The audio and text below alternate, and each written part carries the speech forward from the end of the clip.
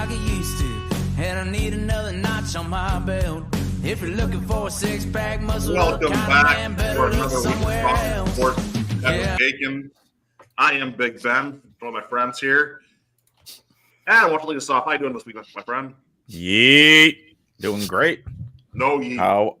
Not yeet. No I'm doing yeet. fantastic. It's been a great day. And I'm looking forward to talking a little sports here because we're halfway through the NFL season.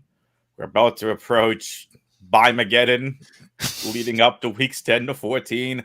Why the NFL chose to do that, I have no idea. But the NFL this year, gentlemen, have been it's been really weird. We thought last year's injury season was weird. This year's been, I feel like, weirder.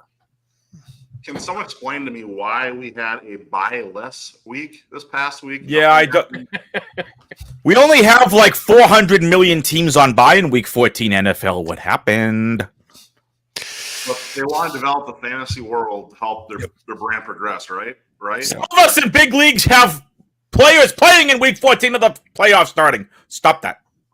This is about us and our needs, not about you and your 40 million bajillion dollar league. So, Adam, you realize it's all about trying just to play it through week 18, right? But anyway, Troy, welcome back to the show this week. How you doing? Hey, doing good. Seeing What by the way? Oh, definitely. I mean, look at that thing. That's a beauty. It's a beauty. Well, I know you can't buy a ring for the Bills, so necklace makes sense. Hold on. Wow! Very nice. What's that about a ring? I got a ring. Unfortunately, Steve, how you doing? That's great. It's Steve. You're muted, bud. We don't hear you, Steve. You're muted. Do a thing, Steve. Steve. Why is he Say muted? words. Get off mute. His mic is not connected. So there, we have the pleasure of looking at Steve laugh while we talk stupid and I talk crap about the Bills. Apparently, This is all part of his Halloween ploy. It says Happy Halloween. We can give his Steelers so much shit now. There we go. There we go. It's all I had to say apparently to get him back. Trick or treat. No, happy to be back after a couple weeks off. Still surprised that the Pittsburgh teams are overperforming from what I've expected, and we're not mentioning the Penguins because I was just gonna say they are underperforming. Now I'm talking about those other teams, the Steelers and the Pitt Panthers, who are both finding ways to win. And since I've been last with you folks really quick, Ben, what a performance against the Syracuse Orange on a Thursday night as I'm there in my usual seats and sending messages to the team. Hey guys, look, they can't put up yards, but they can score touchdowns. And those pick sixes really set the tone for that win. And then now we got SMU coming up on Saturday, and we'll get into that later in the show. But welcome. Happy to be back, Ben. Thanks, guys. glad to have you guys here. So we got to talk about the World Series, right? Yankees are up 5-0 tonight. So trying to do their best Red Sox impression. But let's just go ahead and the best Red Sox impression is not even make it to the playoffs, but that's the point.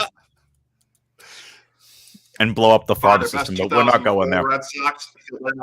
Yeah, anyway, so hey, listen, you're not getting any complaints over here. We kicked their butts too. They kicked our butt one year, and we demolished them the next year. But that's besides the point.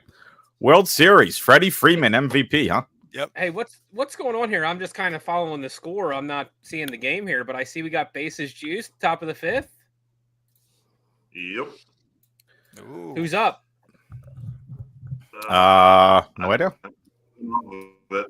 Sorry. Better hope it's not Freddie. This has been something else. I mean, like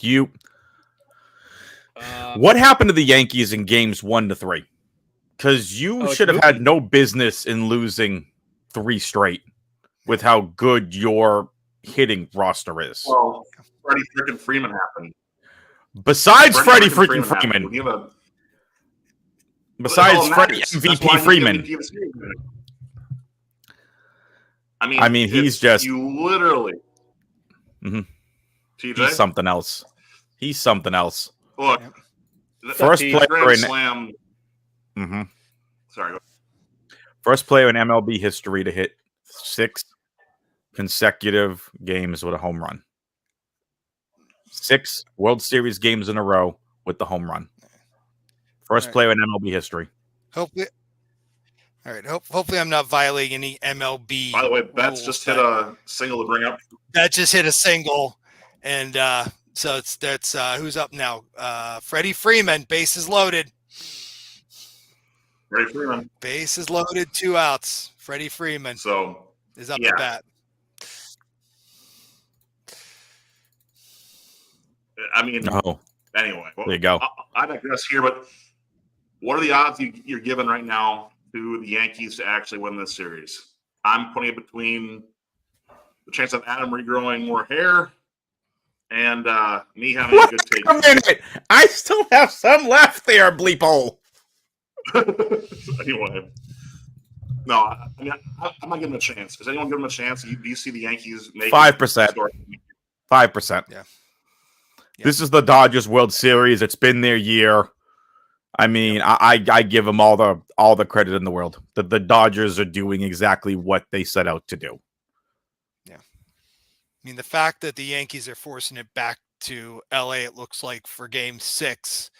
I mean, they're going to get to clinch in LA. They're not going to clinch in New York if this holds up. I mean, there's still 4.5 innings of baseball to go. So we'll see what happens, but it's not the Yankees. Just, if Freddie Freeman hadn't shown up, I think we'd be talking a different game. But when the chips are on the table, I mean, I don't know, he's still at bat right now, but he's going to come through in one of these last, if they force it all into, I mean, could you imagine that Freddie Freeman being the Game 7 hero if it goes that far, and just putting a bow on this for the Dodgers in LA? I mean, what a story that would be. He retires. I mean, that'd be insane. Yep, he'll retire.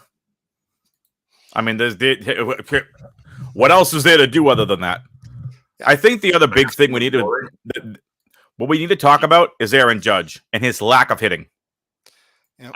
And I'll say this: I don't care, actually. But for Aaron Judge, he'll have another chance, for one thing. Yet the Yankees are in a window competing. Like, there's going to be more runs for him to make. I get the storyline, get White's story, but Aaron Judge is still Aaron Judge. And if he's the anti-Reggie, he's anti-Reggie. But, I mean, we'll find out either way, I guess. But Judge still has been too good for too long with too much power this year to ignore that. I mean, I think if you're a Yankees fan, you're going, well, this is why we're losing. How about your pitching giving up runs they shouldn't be giving up runs? You're imagine putting a guy who's been on the bench for the last month in a key moment. I mean, there's a lot more to it than Aaron Judge not hitting the ball like he normally does. Yep. Freddie just knocked 2 in. It's 5-3 Dodgers now. Freddie Freeman's doing it again. Yep. So, lucky it wasn't a homer. Yeah. Oh, yeah. Keeping things moving here, guys. We go through a quick hits. Doc Rivers is a bad coach in the NBA. I'm wearing my Bucks gear to try and bring some good juju for him, but Doc is not a good coach. And, he is going to squander a team that features Giannis and Damian Lillard. Thank you, coach, for sucking. On the bright side for me, the Capitals look good. Capitals have a good start. Ovi's well on pace to hit that record and to surpass Gretzky. Man, that dude could use some just for men. He looks whiter than a polar bear right now. But that being said, Steve, we touched on it before. He was off to a slow start. What do you follow in basketball? Is there any possibility for you there? You're just kind of lingering right now with Pitt football. Yeah. I'm an NBA observer during most of the regular season. I'll tell you this: Doc Rivers should have stayed in broadcasting. He had a cupcake job. He had it all made, and there's just the track record of going back into coaching after being in the broadcasting world. track record's not very good when you look at the history of all sports. There's been a couple exceptions to the rule, but you look around and you say to yourself, wait, didn't that guy leave broadcasting to coach a team and now he's back in broadcasting? And some of these guys should realize that maybe you find a time in your life, you've played, you've coached, like, just stop. There's enough coaches. Just sit there and be a broadcaster and make lots of money to just do that on. We could do this and make that kind of money. Yeah. Sign me up, man. I'll tell you, I'll be honest, Ben, the guy that's got the best of that right now, and he seems like he's pulling it off, is Doug Gottlieb up there in Green Bay. He's still got his radio show, and he sounds like he's doing well with the team. Yeah, I got to see their exhibition warm-up game against a local we have a tie game, folks. Wow. Okay, Dodgers. Maybe the Dodgers are hoisting the trophy tonight. So Aaron Boone survived the night in New York. We'll see. Yep. But no, so looking at all this, to your point, got a chance to see Doug Gottlieb's first game on the bench for us. Tell you what, the guy is really fun to watch in the community too, because he's been taking the team around to more things, making more awareness, trying to bring more buzz to the brand. It kind of got started last year at Sundance Wicks, and now we've got Doug Gottlieb in town. It's really, really refreshing to see some energy around a program that really hasn't seen this kind of energy, honestly, since probably Tony Bennett. So it's fun to see something happening here, and it's definitely worth the watch. You get a chance to watch some Horizon League basketball. Check out Gottlieb in the WGB Fighting Phoenix. Nice. Troy, how about you? I don't even look at your Sabres. How are they doing so far, and what are your thoughts on the team this year? I don't know. They seem better. They seem better. They do got Lindy Ruff behind the bench again, so that should bring some stabilization back. Let's see, they're off to a 4-5-1 start. They had a pretty rough start to the season. I think they lost their first 3 right off the get-go. But yeah, I think Tage Topshin's going to have another nice season. He looks like he's a great player for sure. And I still think what the Sabres are missing is some sort of top of the line goaltender. And I don't know. I thought it might've been, Devin Levi, but it doesn't look like it's going to be him. They're going with Uka, however you pronounce his name. They've been going with him, but I don't know. I feel like there's something's missing between the pipes. That's what I think it is. So I don't know. We'll see how it goes, but let's see. They just lost to the Panthers. What was that? I'm sure as a Sabres fan, they'd be happy to be competing for a wild card. Oh yeah, definitely. And they were right there. I wasn't last year. It was 2 years ago, wasn't it? When did Florida sneak in as the 8 seed 2 years ago? Yes. Yeah. Yeah. Buffalo was 1 point behind them that year. They just missed. Yeah, that was the year the Penguins. That was the year the Penguins and the Sabres missed, and the Panthers made it. Correct. Yep. So, yeah, I think they'll be in the hunt to grab a wild card. But there's too much top end talent. I don't think they're really ready to compete yet. Like I said, I think they still need something between the pipes, some sort of stud goaltender between the pipes, and I think that's the missing piece right now for them. I think the hard part in the league now is you go too hard on the goaltender, you can't pay your skaters, and that's been the problem for the league for a while.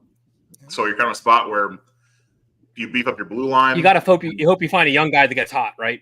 Right. That's pretty much what it is. Because any goalie who's worth their salt becomes overvalued quickly too, it's just tough. Yep. We've seen that. Yep. Marc-Andre Fleury comes to mind, a guy who's been a very good goaltender across multiple spots now in the league. A hard guy to cheer against. It's coming from a Caps fan saying that. It's the guy who played for Vegas and for the Penguins. Yep. I can't even hate that guy. So, Fleury's a 1-1 and definitely overall. It'd be interesting to see when the book does close in that career, what those numbers look like and how it stacks up against the all-time greats. I think he's been one of the better ones that I can remember, at least in the last couple decades.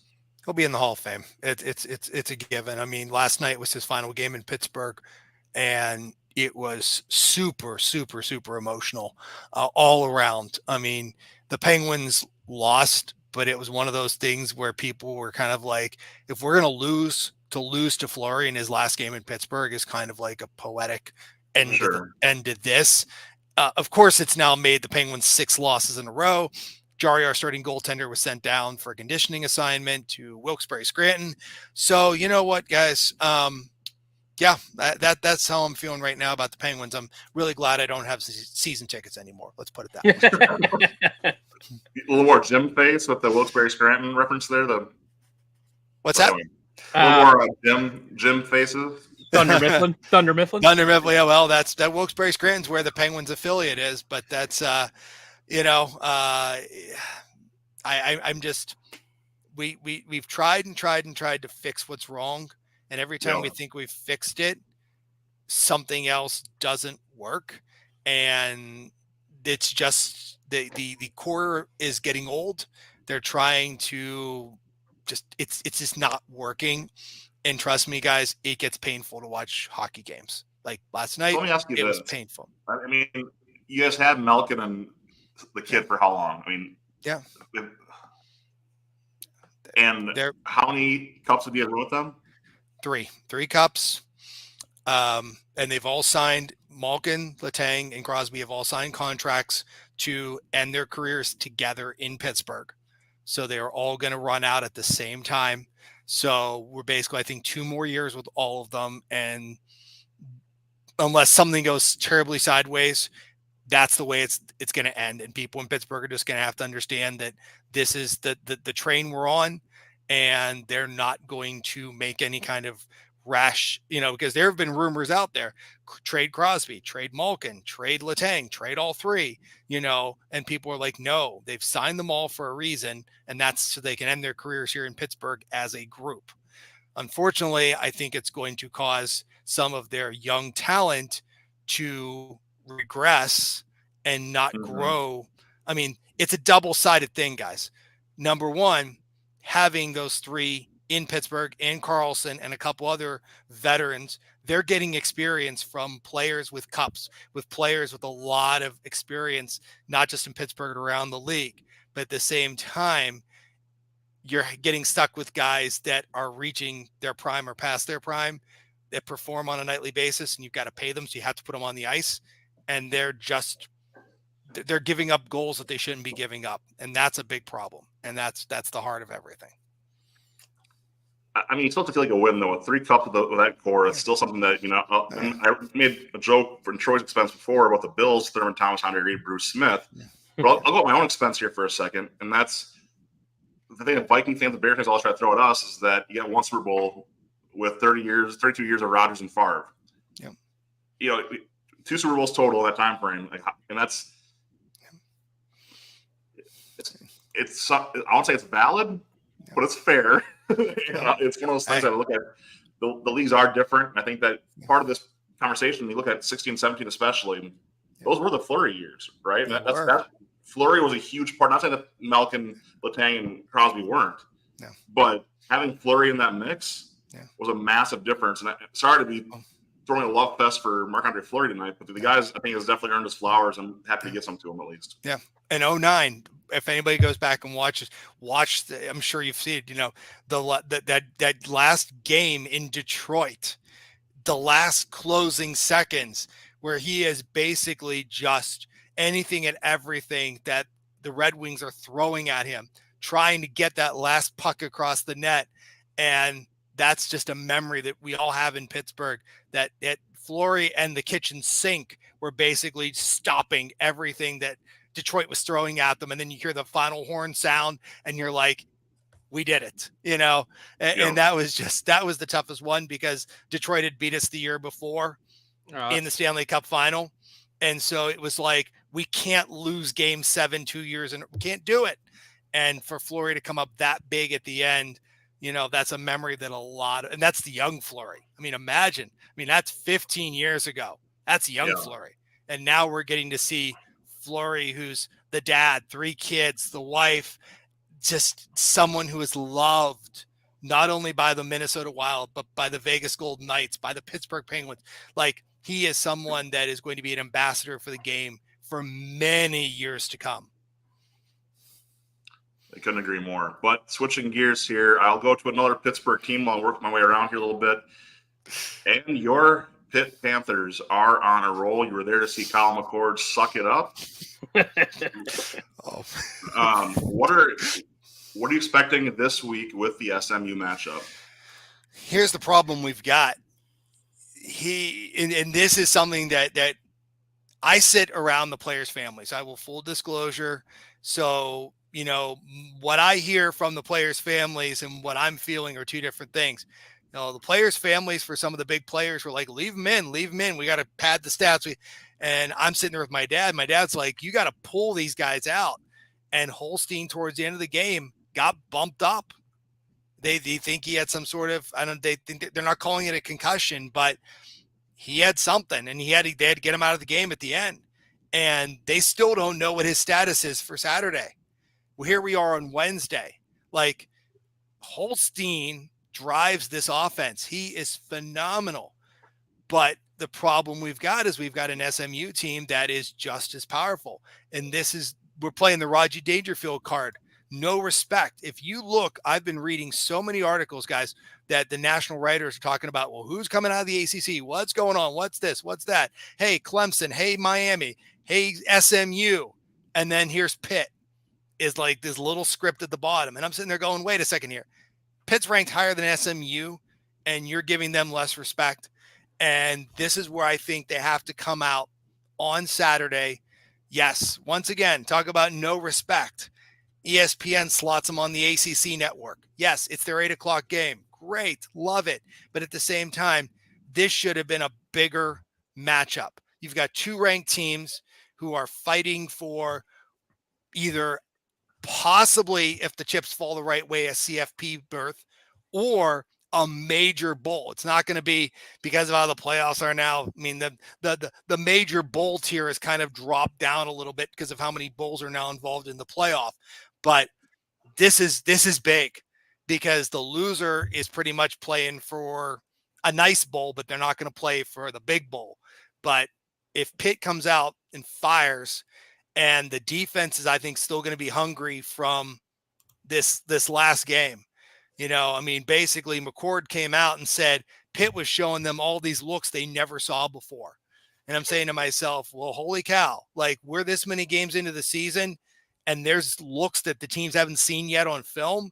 Like, what's going on in that defensive coach's room? Is there more stuff they got up their sleeve? Like, are we going to see more things, and SMU is going to go, where did this come from? So this is a danger stretch. Just like, I find it very funny. We've talked about it. Both Pitt and the Steelers are hitting this. They're going to hit this danger stretch on the back half of their seasons. It's Pitt's turn to hit it first. They're going to have SMU. They're going to have Virginia. They're going to have Clemson. 1, 2, 3. They got to get through that stretch. They've got a couple on the backside, BC being one of them. But these next 3 games are going to be the test for the Pitt Panthers, whether they are going to be playing a nice bowl or whether they may be still in CFP consideration when they come out of these 3 weeks. Yeah, I think for Pitt right now, for me, I'm looking at, to your point, the defense is going to be the difference if Holstein's not ready to go against SMU. But either way, SMU's brand of football, it honestly reminds me more of an SEC kind of team, the way they play. They're going to play fast. They're going to play tough in the trenches. And it's very fun to watch. It's a fun brand of football to watch. But I think that, to your point, Pitt will do what they've done all season. They're going to survive. They're going to find that last 5-minute oomph to get over the line. The game I'm looking forward to for Pitt, honestly, now is going to be Clemson, because that's the tell-all. You get Pitt, Clemson. Look, call it what it is. Miami's the class of the ACC right now. Yes, there's no real way around that based on talent, based on performance. Miami is the class of the conference. Clemson's beatable. Pitt looks darn good. Like, SMU is a good team, but I still don't think they're ready for that spot yet. But I'm looking forward to seeing a Pitt-Miami ACC title game where at least Pitt makes it interesting. I want to see Miami sweat, pun intended. And I think that's a good way to see it happen. Let me throw 2 stats out here really quick, Ben. Please, Number 1, Narduzzi, who's the Pitt's coach, and Swinney, who's Dabo. They're 2-2 against each other. From what I understand, Narduzzi's the only coach that's in the ACC today who's beaten Dabo twice at this point. And Pitt, Narduzzi, since 2015 when Narduzzi came into the league, he's second to Dabo in wins. So think about that. Like, everybody looks at these other teams in the ACC. Overall, big picture, in almost 10-year snapshot, Pitt, Narduzzi is only, like, it's Dabo and then it's Narduzzi in rank in coaching wins. And it's pretty crazy to think that. It's crazy to go through that.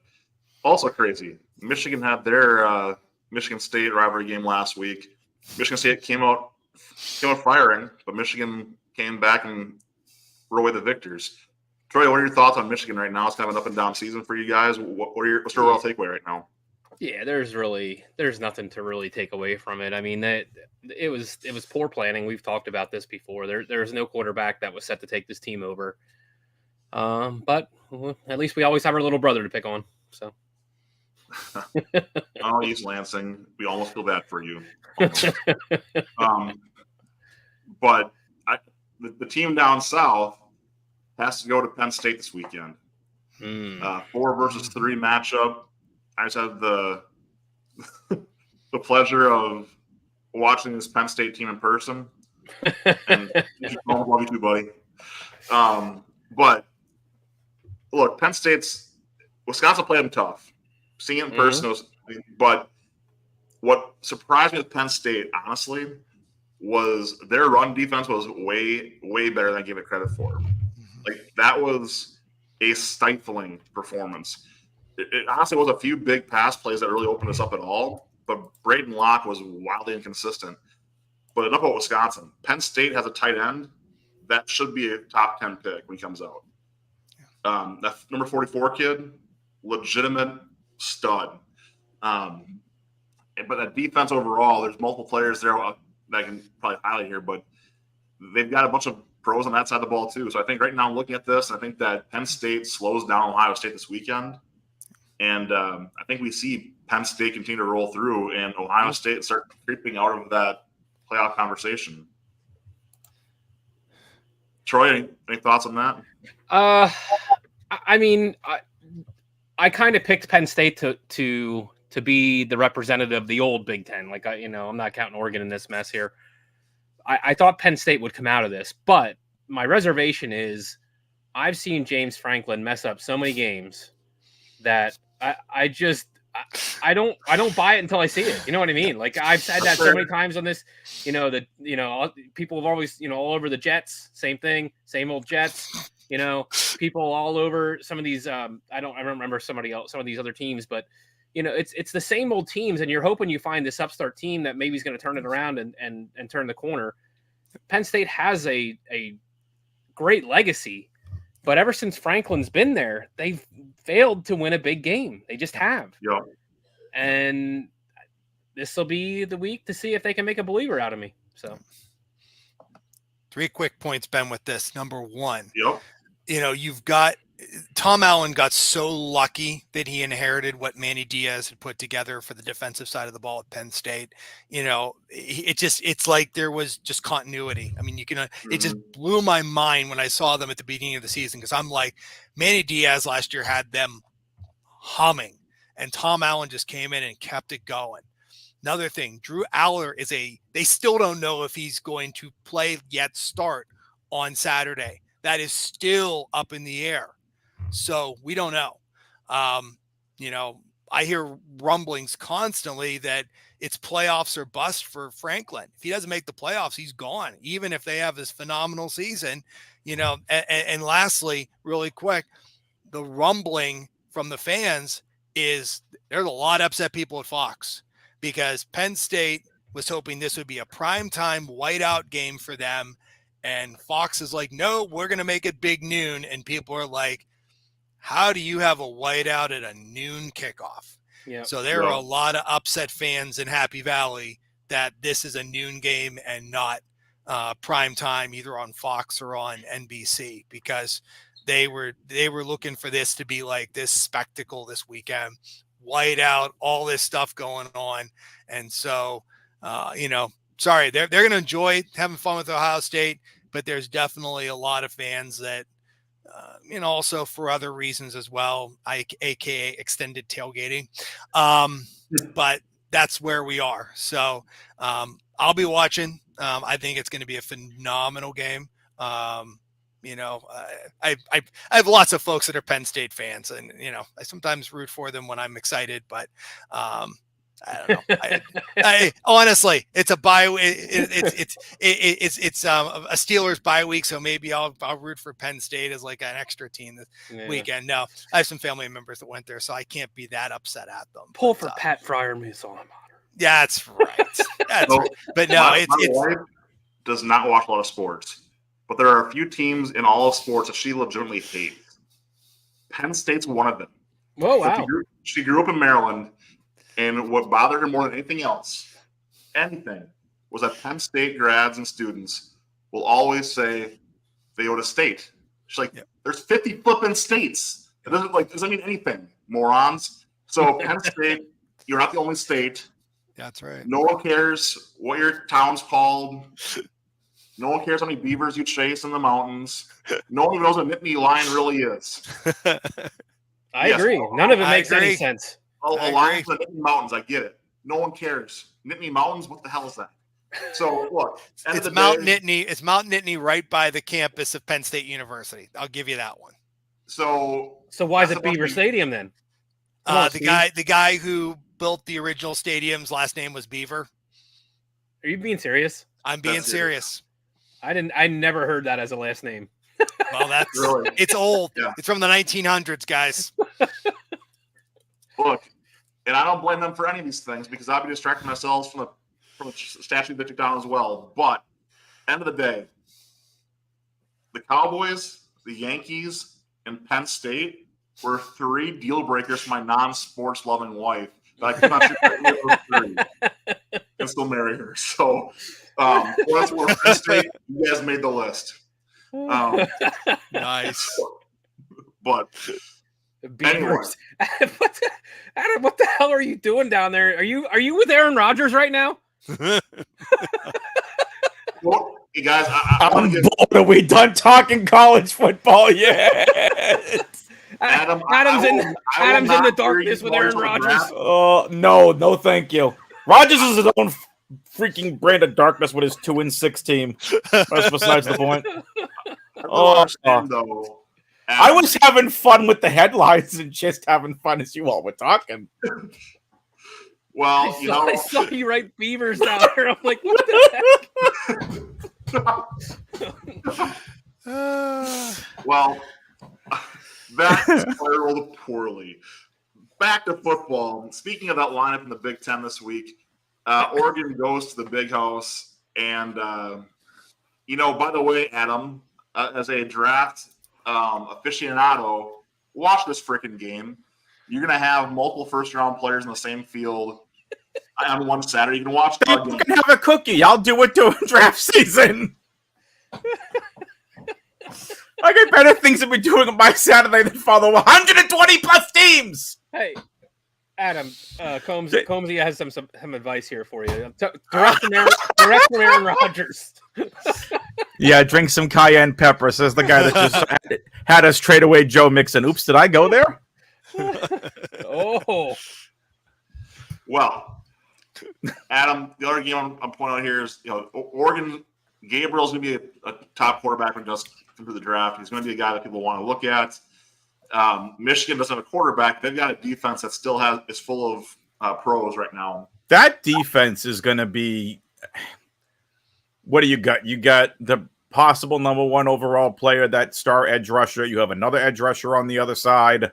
Don't you have a couple of good cornerbacks out there? Like, doesn't that Will Michigan Johnson team remind you of Georgia from a couple of years ago? Yeah. This reminds me of Oklahoma back in their heyday, honestly. You look at that defense, it's that good of a defense overall. They just can't score points. Yep. No, that's what happens when you have all your offensive talent leave and your coach. Speaking of no points, Wisconsin plays Iowa in that 6:30 game that should be the Penn State slot this weekend. I would gladly trade, by the way, Iowa-Wisconsin at noon versus being at 6:30 Central. But we do have that game as well, so look forward to seeing a lot of really, really, really good defense in all the defense in Iowa City there again. But where you won't see good defense is going to be that Washington USC game. But Louisville Clemson, to me, is a sneaky one that if you're following the ACC at all, Louisville came out hot. They've regressed lately. So this team was a top 10 team at one point. They have some talent there. Don't be surprised if Louisville takes Clemson to the brink this Saturday and possibly pulls the upset to go through there. Correction, Combs, 6-4 was but 5-3. I love it. Don't forget that Indiana, Michigan State guy. I know it's Michigan State, but Indiana continuing its muscle in the Big Ten. I will continue with you on this one here, Steve. Indiana surpasses Pitt for disrespect, in my opinion, this season. You have a program that out of literally nowhere goes and gets a coach from James Madison of all places. Yeah. And now have a legitimate look at being the team that plays Oregon when it comes to the conference championship this year. Yep. That's insane. It's really insane to think about that the Indiana Hoosiers are in a position to be playing for a Big Ten title this year. Yep. I mean, they're 8-0 even, and I don't follow college sports, but that is. I followed along a little bit. I don't know who that head coach is, but he's done a Cignetti. Cignetti family is known in Pittsburgh. Kurt was born in Pittsburgh. Frank, the whole family has ties to Pittsburgh in some form or fashion. So that's I'm altruistically rooting for Cignetti to do well because of that. But they have to be ranked in the top 12 by now, right? 13. They got to be in the. This is what pisses me off about college football. How is an unranked team not even in the top 12 now? And we have a top.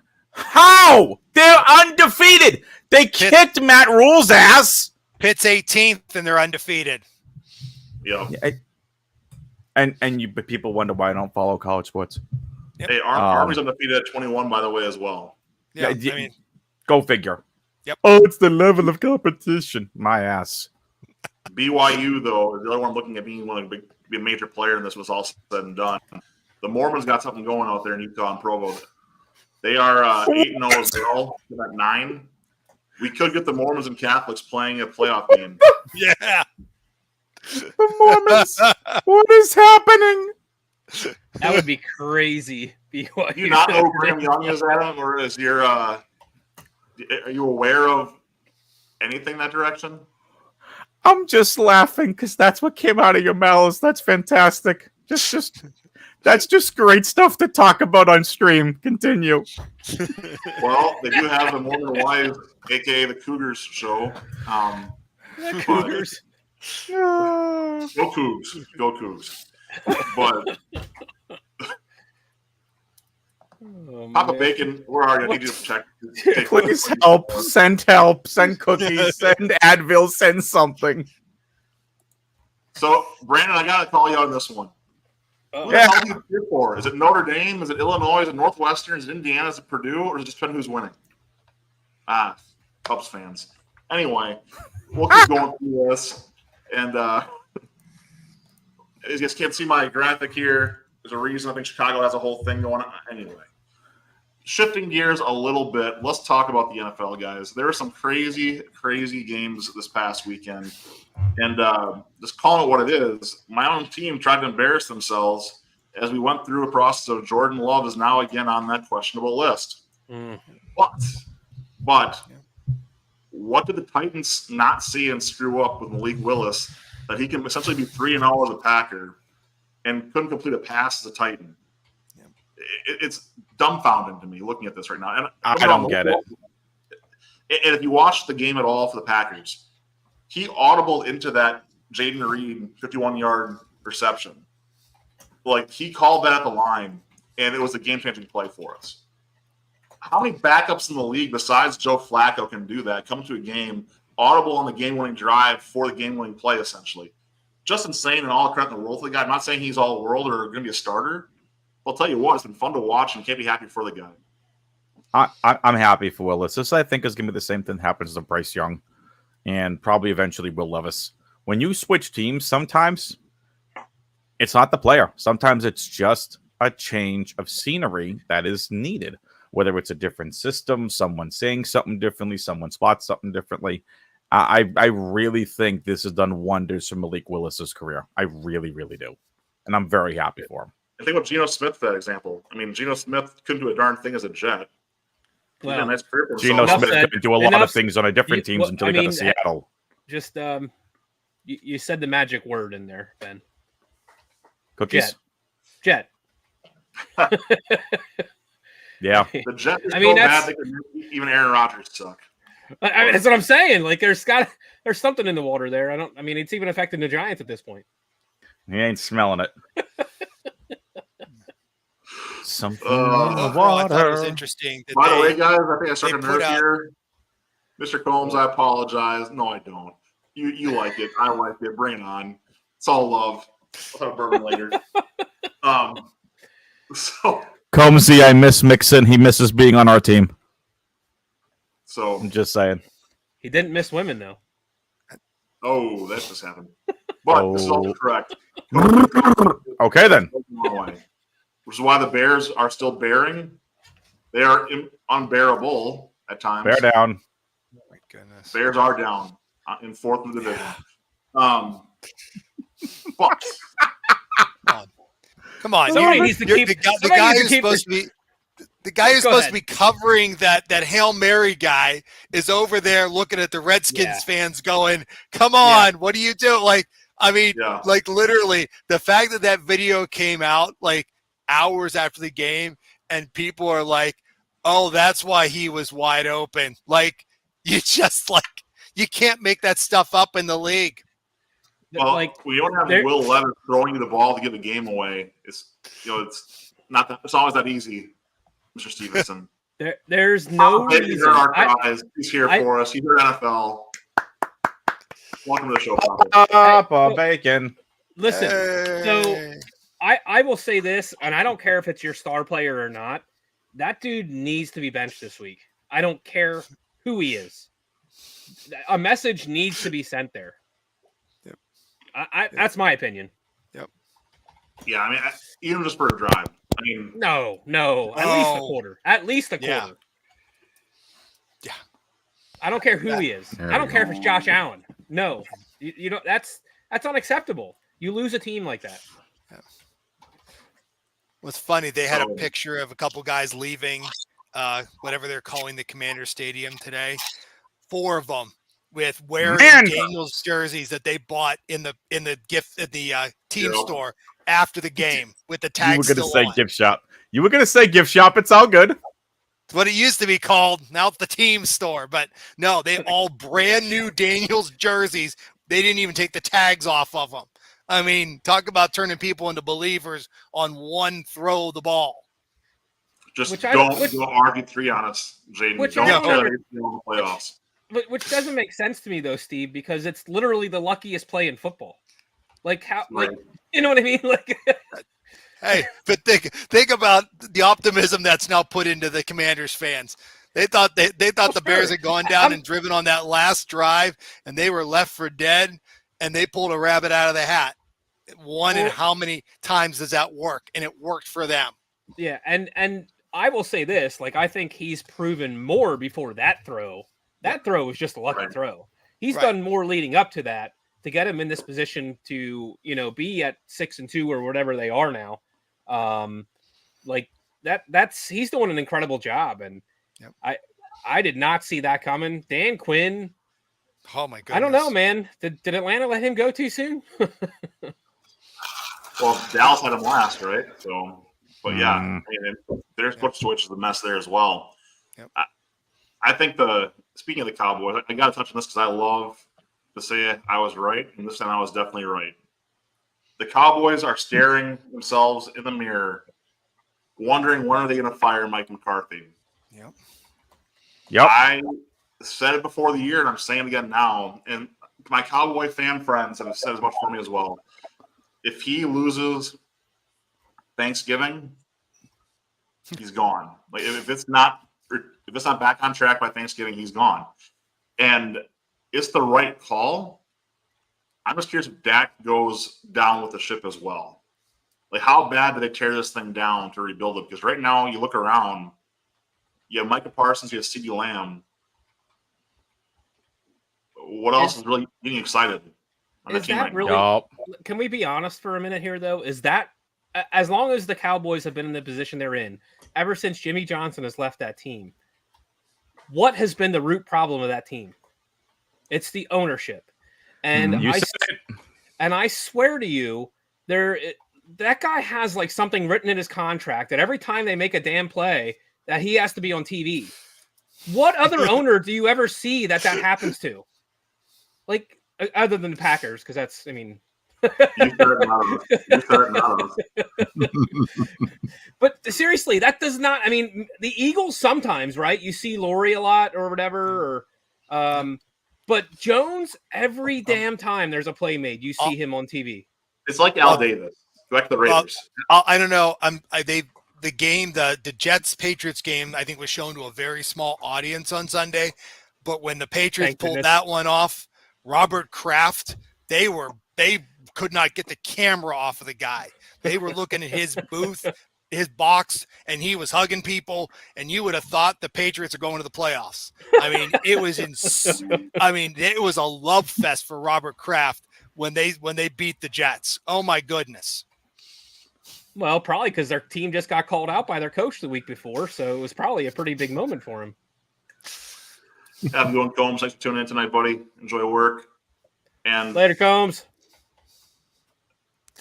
That being said, guys, how can we enjoy the Patriots and the Cowboys both sucking in the same season? Like, besides Adam. I mean, just give me Kelvin Banks Jr. next season. That's all I'm saying. I mean, did you say Shedeur Sanders? What? Travis Hunter.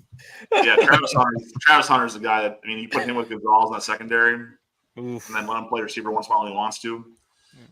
Yeah. Anyway, but the Steelers survived a Monday night gross football game. Like, this was, I'm going to be honest, guys, this is hard to watch. It was weird, right? Because it was like, okay, we're going to drive down the field. Okay, we're going to drive down the field. Nah. How do you think I felt? I had George Pickens and Najee Harris on my fantasy team versus Chris Boswell. I thought I had this in the bag. I thought that Wilson was going to have a great game. Najee was going to run like crazy. And what ends up happening? Field goal. I'm watching my opponent's score just go up and up and up because every time he kicks a field goal, he gets points while freaking Pickens, this beautiful catch in the end zone where he can't get both feet down because he got, pretty. Once again, the force out that used to be isn't there anymore. And so he didn't get both feet down, which means it's an incomplete pass. And I think every time the Steelers had something going, they just couldn't get to that next. And do you know, I learned something that night. I just assumed it was you had to have 2 feet down, not knowing it had to be 2 opposite feet. Yep. Like I just thought you had to have 2 feet come in. Nope. And that was the first time I learned that there. So I don't understand what the difference is. Like, never forget, a butt cheek is as good as 2 feet. Yep. So I guess one-legged guys can't play in the NFL, I'm assuming. No. They can play in college all they want. They'll find an eligibility for them. They always have an injury waiver. Yep. So the other games that caught my attention, you guys want to bring up quick. Cleveland only plays when they play the Ravens, apparently. Screw those guys. Hold on. Is it really that easy? I thought James Winston's season. Come on. Okay. Yes, I'll agree. The Browns do play the Ravens very tough. They always do. But that offense looked totally different. Yes, it did. Totally different. Yeah. And that was a big game for another reason for Cleveland. Sorry to interrupt you, Ben. Jim Donovan, their longtime play-by-play voice since they came back to Cleveland, had passed away from cancer during the week. And that place, it was winning for Jim. I'm not kidding you. Talk about somebody rowing up a crowd. I mean, people love Jim Donovan.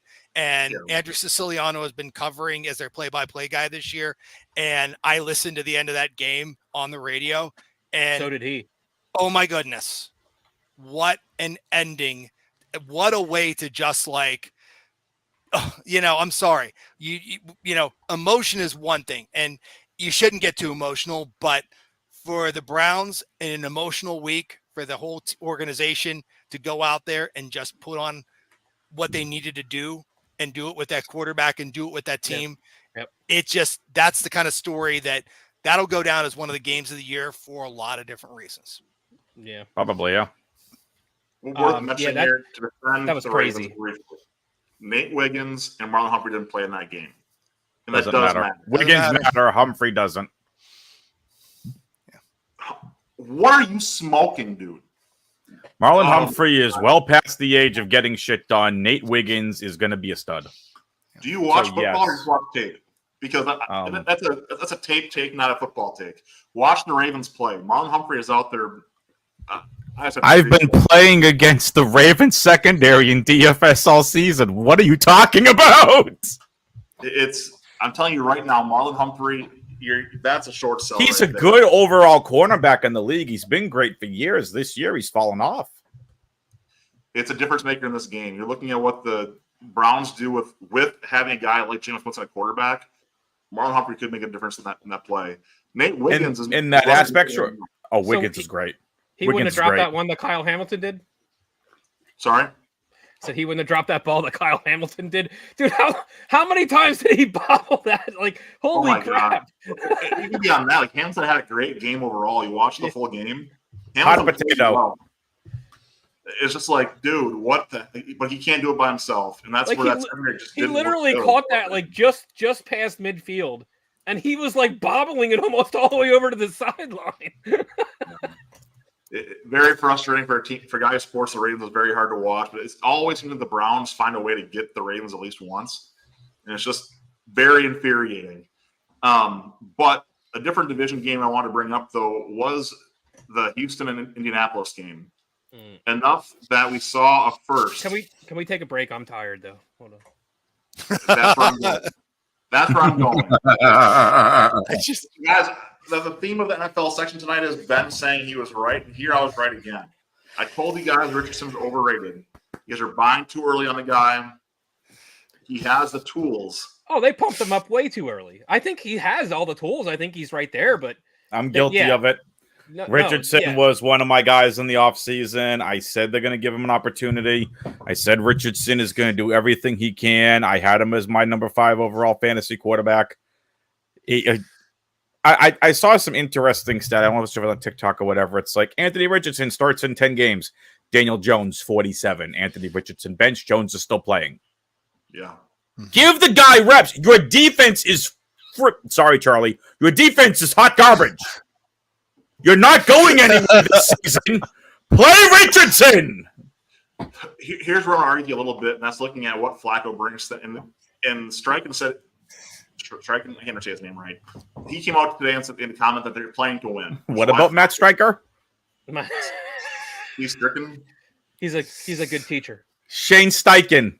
Thank you. SS. Super sport, not good. Anyway, so he came on and said today that they're playing to win, which, again, if you're a Colts fan, you want to hear that.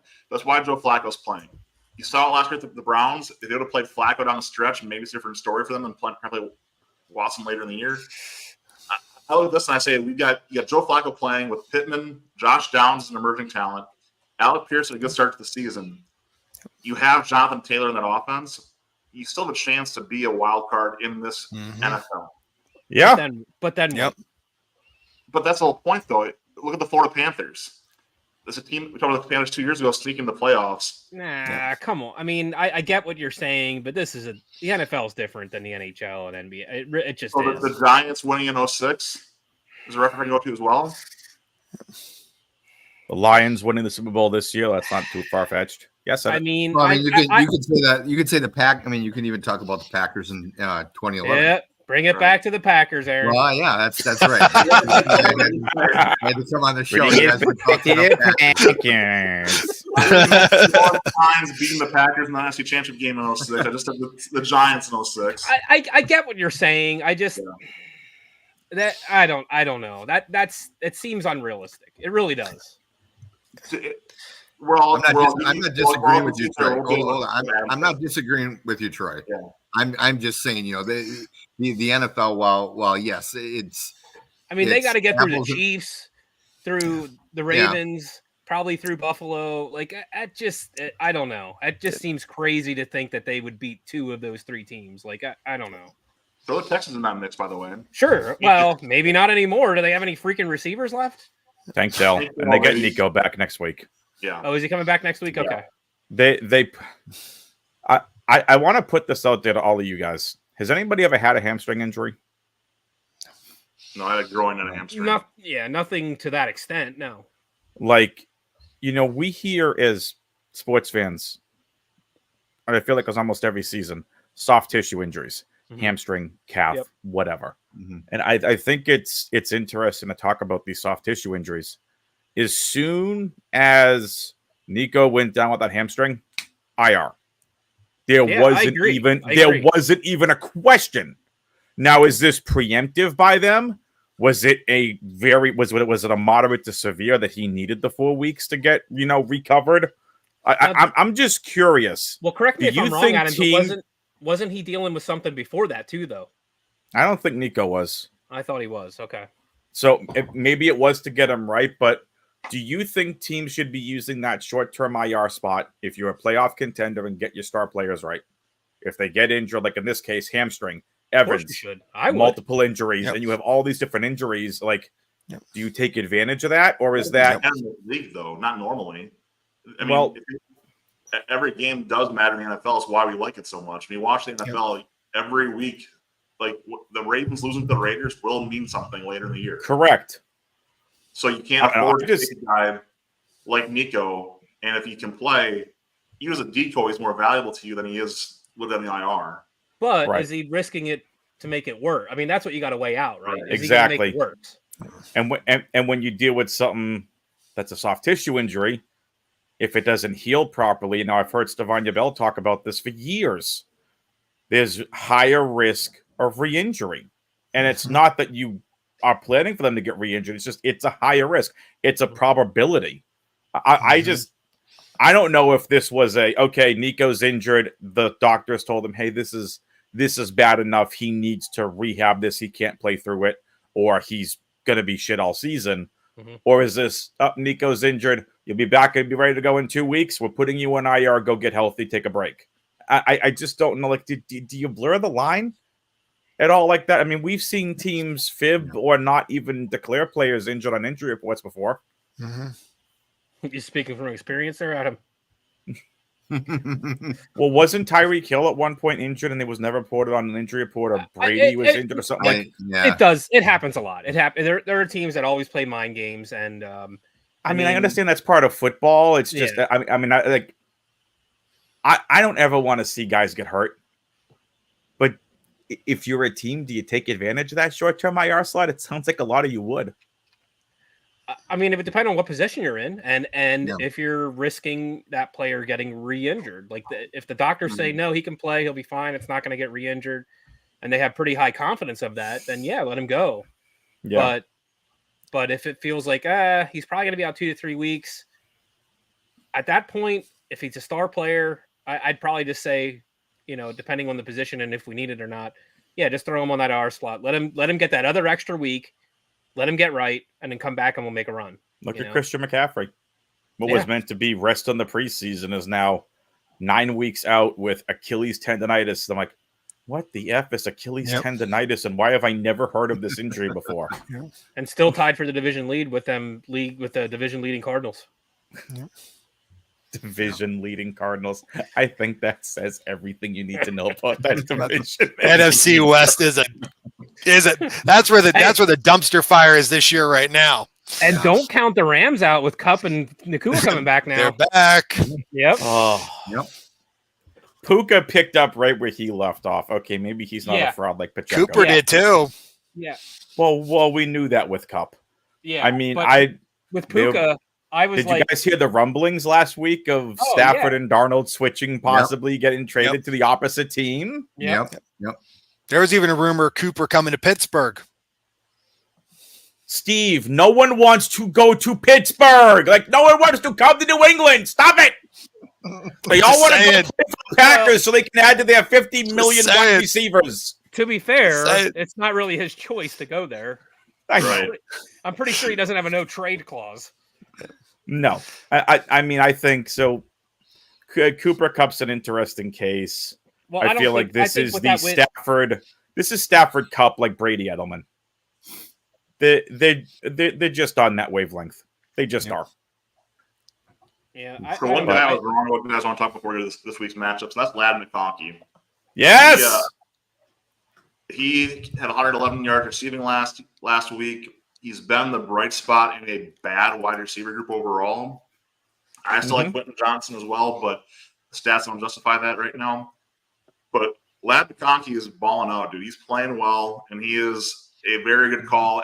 Adam was high on him before the season started. Credit where credit's due there.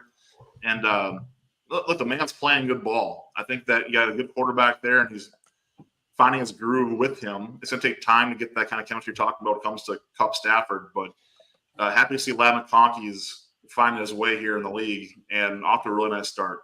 Yeah, I'm happy to see Herbert actually throwing the ball too. Herbert actually forming. So, Aaron, I want to ask you a question. Relationships with his wide receivers. Tomorrow night we've got a game that is almost as scary as the night itself. The Houston Texans travel to MetLife Stadium to play Aaron Rodgers and the Jets. Trick or treat? The answer is trick. What do you think about this game tomorrow, bud? Oh, well, I think it, when the schedule came out, I was, that would be one that you kind of look at and you're kind of excited about. And then you actually get to the Thursday night or the night before and you go, what the hell? It's just another crappy Thursday night game. I mean, it's basically what it's going to be, and part of me, looks at that Jets team and goes, well, and I think, Ben, you were the one that, sent out a message yesterday with the list of teams that you thought were done. We can say goodbye to them, for playoffs and part of me wants, and, since the Packers had that turnaround last year at 2-6 and then turned it around, part of me wants to look at most of the teams on that list and go, hey, if the Packers could do it, any of these teams could. I think the Jets are just done. I don't, as a guy who liked Aaron Rodgers, and I didn't hate him like a lot of Packer fans did, and I'm not necessarily tired of him. But there's something off. I don't know if he still hasn't really completely recovered from the Achilles, or if he's just old. I don't really know which one it is, or maybe a kind of a combination of both. But or the fact that he has no offensive line. Yeah. Well, that doesn't help. But I mean, he's even throwing picks this year. Like, he's never not himself. He's not, and so you want to look at that, and you get used to, as a football fan who's watched that guy for years, especially us watching him firsthand here in Green Bay. You want to look for, okay, what's wrong with that team, and you just kind of keep coming back to him. Like that, it's him. Whether it's the old line not helping, it's him. And now I get to the point. Now I see where all the fans of other teams used to get so annoyed, like when he'd make those disgusted looks with his face. Someone, a bad play would happen, and he gets this pissy look on his face, and it's like, Aaron, you have no one to blame but yourself pretty much this year. It's just can I ask you this, and you kind of just said it there with that, like, he doesn't take accountability, it doesn't seem, for himself very often, and I think that makes him a piss poor leader. Is that fair to say? Yeah. At this point, yes. Yeah. I would agree. In terms of his career, he did a good job with that. But I'll say the last, 3 to 4 years, it's been exceptionally rare. Yeah. I mean, can we talk about like one of the biggest things with the Packers? Not the Packers. Well, excuse me, Packers East, the Jets. Adams came into this team talking a lot of freaking smack. Yep. Yeah. And for the 2 games he's there, you knew you were going to end up with the Jets to begin with.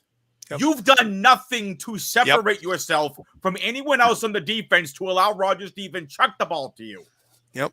You got to step it up as much as Rodgers does, my guy. Yep. And I know we know you're an elite wide receiver talent. You're probably going to go to the Hall of Fame at some point. But if you want to get this team out of a 2-win hole, you need to remind people who the bleep you are. Yeah. Is he the best receiver on that team, though, Adam? I'd still put him over Garrett Wilson. Yes. Really? Just I don't know that I don't know that I buy that. I still would over Garrett Wilson. Wilson great. hasn't been able to do anything. Granted, Adams has the background and the resume and all that kind of fun stuff, but I just think I just think Wilson has big play potential. I agree with you. Don't be surprised if he gets traded. Really? This year? They have Adams. What do they need Wilson for? They both do the same thing. If Rodgers isn't himself, if I'm that front office, you go get me as much as draft capital and you officially start the rebuild. Well, how has Mike Williams not left that team yet after being called out? Well, he'll be traded too. Where does let go? Like that was the thing that really irritated me. Whether Mike Williams did the wrong thing on that play or not, you don't call him out publicly for that. That's now hold to get back to Troy. I mean, that as a longtime Rodgers observer, and Ben can obviously chime in with this too. That's not unusual. I mean that didn't surprise me at all when he called Mike Williams out. I'm not saying it was okay or cool or anything like that. If it surprised you, it's obvious because you haven't seen the guy as much as we have, and you're not used to watching. If a reporter asks that question, hey, what wrong on that play? Oh, we just weren't on the same page. We saw things differently. But that's never been Aaron's the wrong thing. Then you go take that up with him in the locker room after the fact. I agree. That's a locker room thing. But yeah, and to me that's part of the problem. Like when Aaron went there last year, and there was just there was the love fest, and there was all the everyone is just like, oh, Aaron Rodgers, and we're going to learn so much from him, and blah blah. To me, like if that doesn't lose a locker room, I don't know what does. Because if I'm other guys on that team, not just Mike Williams, if I'm other guys on that team, I'm looking at him going, listen, you MF, what have you done?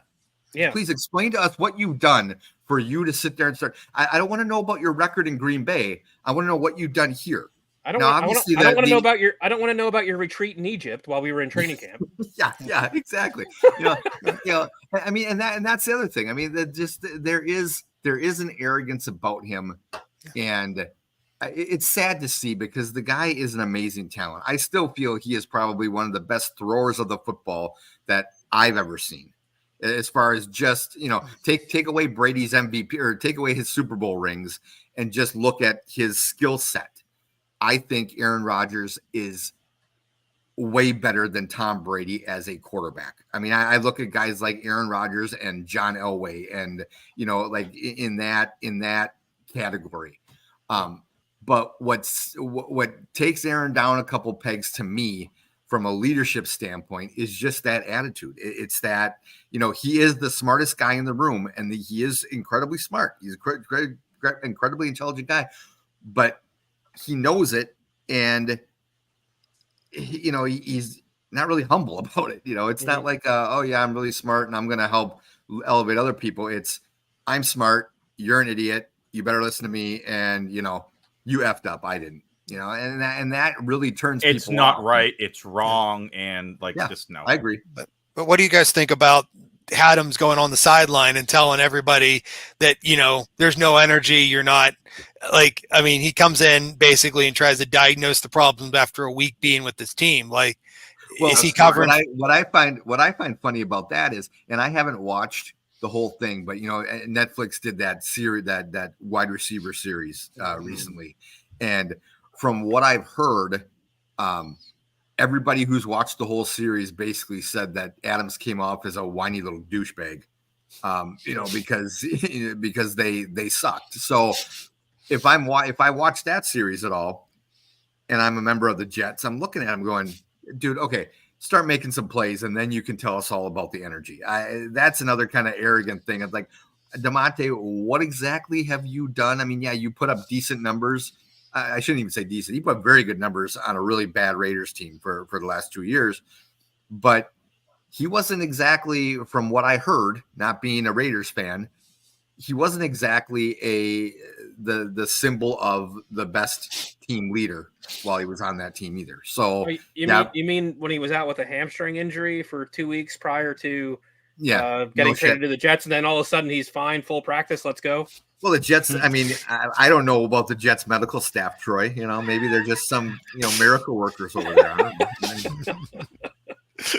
I'm sure that Aaron Rodgers has his special ointment on the sidelines for him.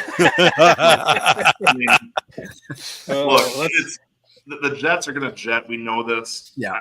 I have no problem with Devontae calling people out on the sideline. Devontae has been on the winning teams. He has been around good football before. So I'm okay with him calling people out as long as he's holding up his end of the bargain. Yeah. I've not watched enough of him in a Jets uniform to say if he is or is not. But if you're bringing energy and the guys next to you aren't, say something. But you better hold up your end of the bargain. We talked a lot about Stephon Diggs recently. And the difference between Stephon Diggs and Ndamukong Suh, insert other loudmouth here, it's can he back it up? Like Darrelle Revis would talk, Richard Sherman would talk. They backed it up. Yeah. Jair Alexander certainly talks, but he backs it up. Diggs has not done well, but he feasts on inferior opponents. Mm-hmm. But this is where I go back to this. If Adams is doing his job, if he's doing the right things, and he's bringing what he's asking for, he can call him out. Yeah, that's my take on it anyway. Yep. Here we go. So that being said, all this hoopla about the Jets and how much they suck and blah blah blah. I joked in the chat earlier that the Jets are going to win tomorrow night, but I'm standing by that statement. I'm calling the Jets upset tomorrow night. I don't know why. I have a weird feeling about it. Just it's Halloween. Weird things have happened. Texans 24-10. Yeah. Texans are gonna win. Yeah. What's the spread on that game? That one, 2 point. Jets are 2 point favorites right now. Yeah. Jets are 2-point favorites. Wow. Yes. Yeah, no. I'll give you credit, Troy, and I will be the first one to congratulate you if I don't want him to win. Well, actually, I kind of do. I was going to say, would it really matter for you? I mean, it's not like you're going to have to worry about them at the end of the year. But so, Aaron, before trick or treating tomorrow night, want to go to Oneida with me and go get some good money, free money off the Jets losing? Well, I do a plasma tomorrow night. It's right by the casino there, so I might just run over there and put some money on that one. Yeah. We'll have to see. And look, there's some garbage games this week. I'm not gonna bog us down with the garbage games, but one that has my attention, Troy, you should be very well attuned to, and that's that Bills hosting the Dolphins right now with Tua back in the action. Look, the Dolphins lost the Cardinals in a close one this past weekend, but the Dolphins do look different with Tua in that offense than they do without him. So, Bills, Dolphins, what are we going to see this Sunday? You going to me? I am. I mean, this is one of those weird things, right? Because like this rivalry over the years has been one team or the other forever, like for decades. Yep. And right now the Bills have the ball. And I don't know what it is exactly. I think Josh Allen has 2 career losses to the Dolphins since he's come into the league. One of them was a Charles Clay drop in the end zone. And the other one was the game when it was like 140 degrees on the sideline. And the Bills were losing players left and right the whole game. So, I mean, it's in Buffalo. I'm going to take Buffalo here. Obviously, I'm a little bit of a homer, but they have Miami's number. Like, they just do. Like, I don't know what it is. I think they have a good matchup with what McDaniel's doing. They do seem to do good against that Shanahan coaching tree when they play them. Their defense matches up well against that scheme for some reason. So I'll take Buffalo -6. I think it'll be right around there. We'll say 27-21. Okay. Let me throw the stats in here really quick. So Josh Allen's 11-2 against the Dolphins. He has a passer rating of 110, 3,502 yards, 34 touchdowns, 7 interceptions in 13 games. Wow. So I'm saying call me daddy.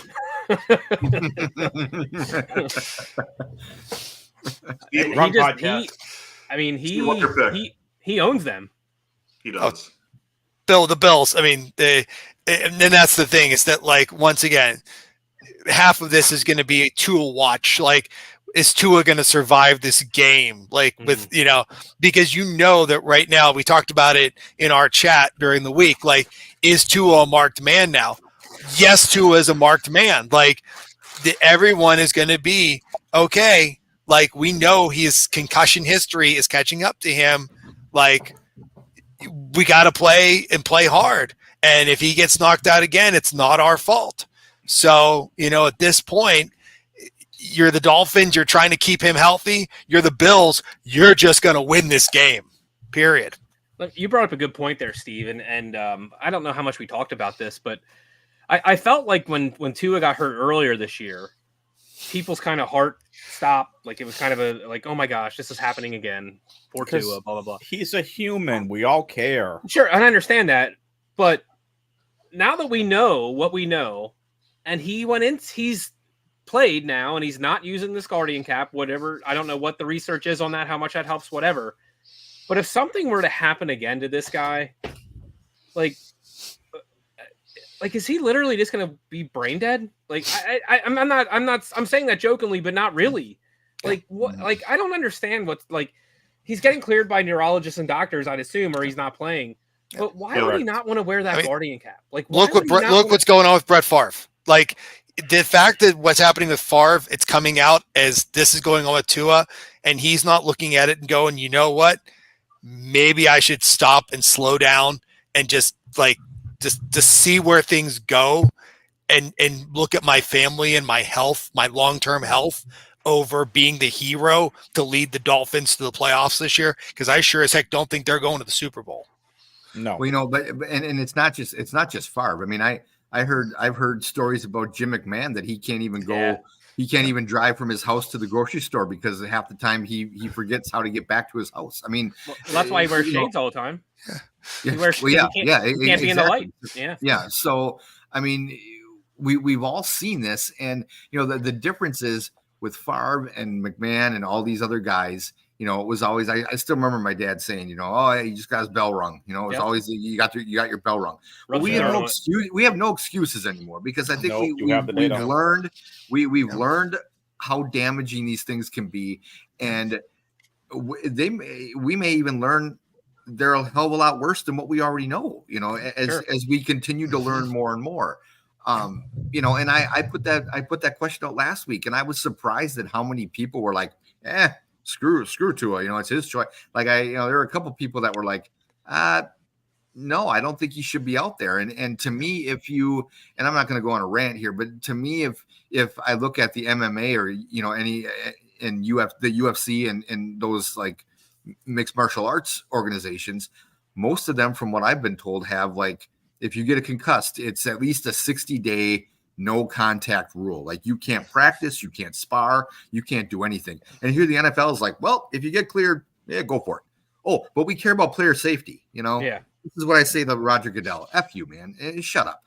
I don't want to hear any more about your stupid player safety and how much you care, because you're a fucking hypocrite. And that's all I'm going to say about that. But and we wouldn't be playing on 4 days rest. Well, yeah, that too. Yeah.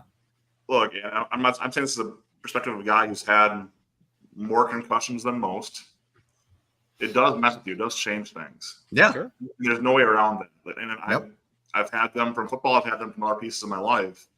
And it has personality altering. It has other things that do happen to you that it does make an impact on your well-being in small and major ways. Yeah. And I'm saying this is a guy who never played past high school. And darn well he's got to take many more licks than I ever did, and I can only imagine the impacts they're facing consistently. I mean, think of it this way, and this is the easiest way to look at it, right? Like, I have a family member, and I'm not going to name them, who has had a history of concussions, never played sports in their life, but whether it was just one accident or hit something a different way, Ben, you're right. It has changed them as much as it frustrates me, and I don't want to admit it. I mean, they get some other things too that I think are exacerbating it. But it's like you can strengthen your body all you want. You can build up all the muscle. You can be as lean and 0% body fat as you want. Mhm. The one thing is your brain. There's no way to build it up. That's why the skull is such an amazing piece of anatomy. Yeah. But there's only your brain is your brain. It's not a muscle that you can sit there and work out. You can work out your brain to get smarter, but when it comes to concussions, there's no way to prevent it. So I would rather people start wearing the Guardian caps. I don't give a damn if it looks cool or not.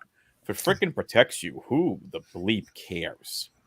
Well, yeah, and it's more about his health. Period. Yeah, and I was, as we were talking about that all last week, as it was leading up to him returning to play.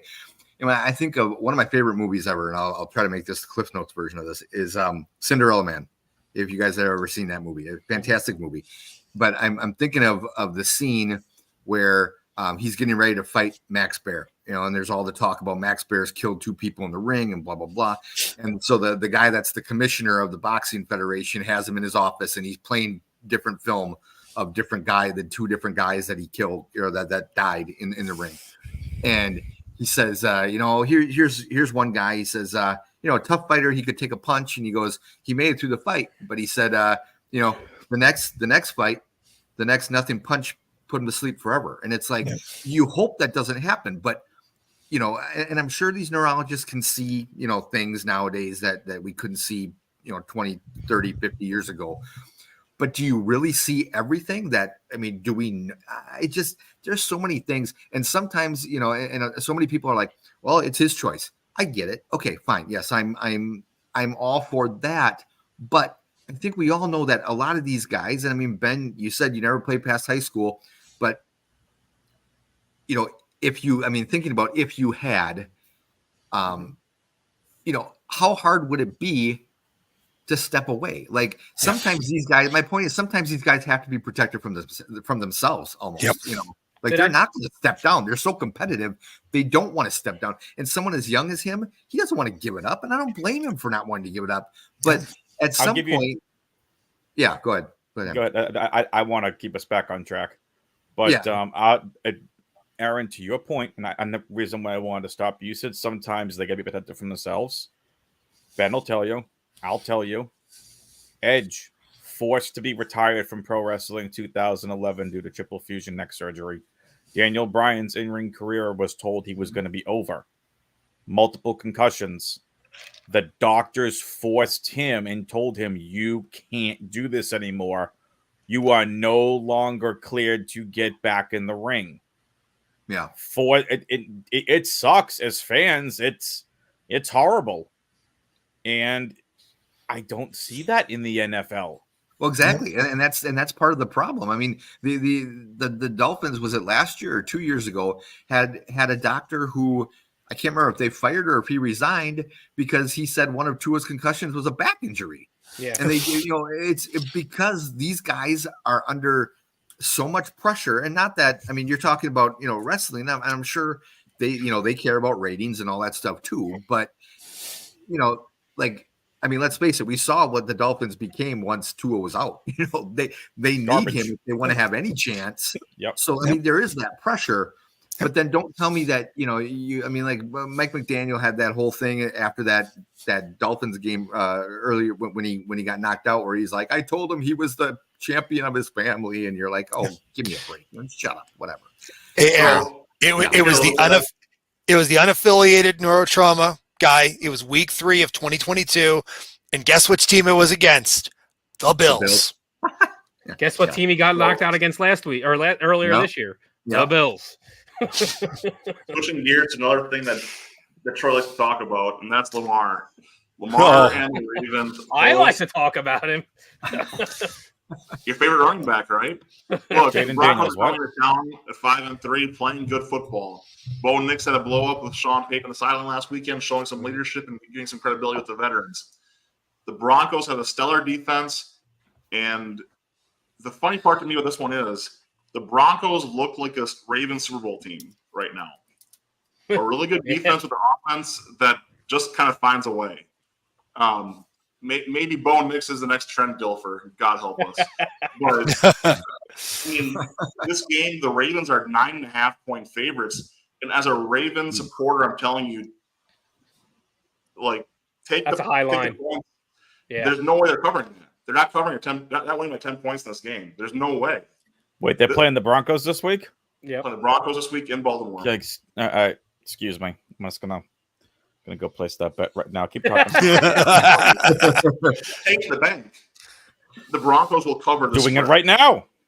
So, but there's a lot of fun matchups here, guys, and I'm looking forward to seeing what this Broncos defense does to this Ravens offense, and really the other way around.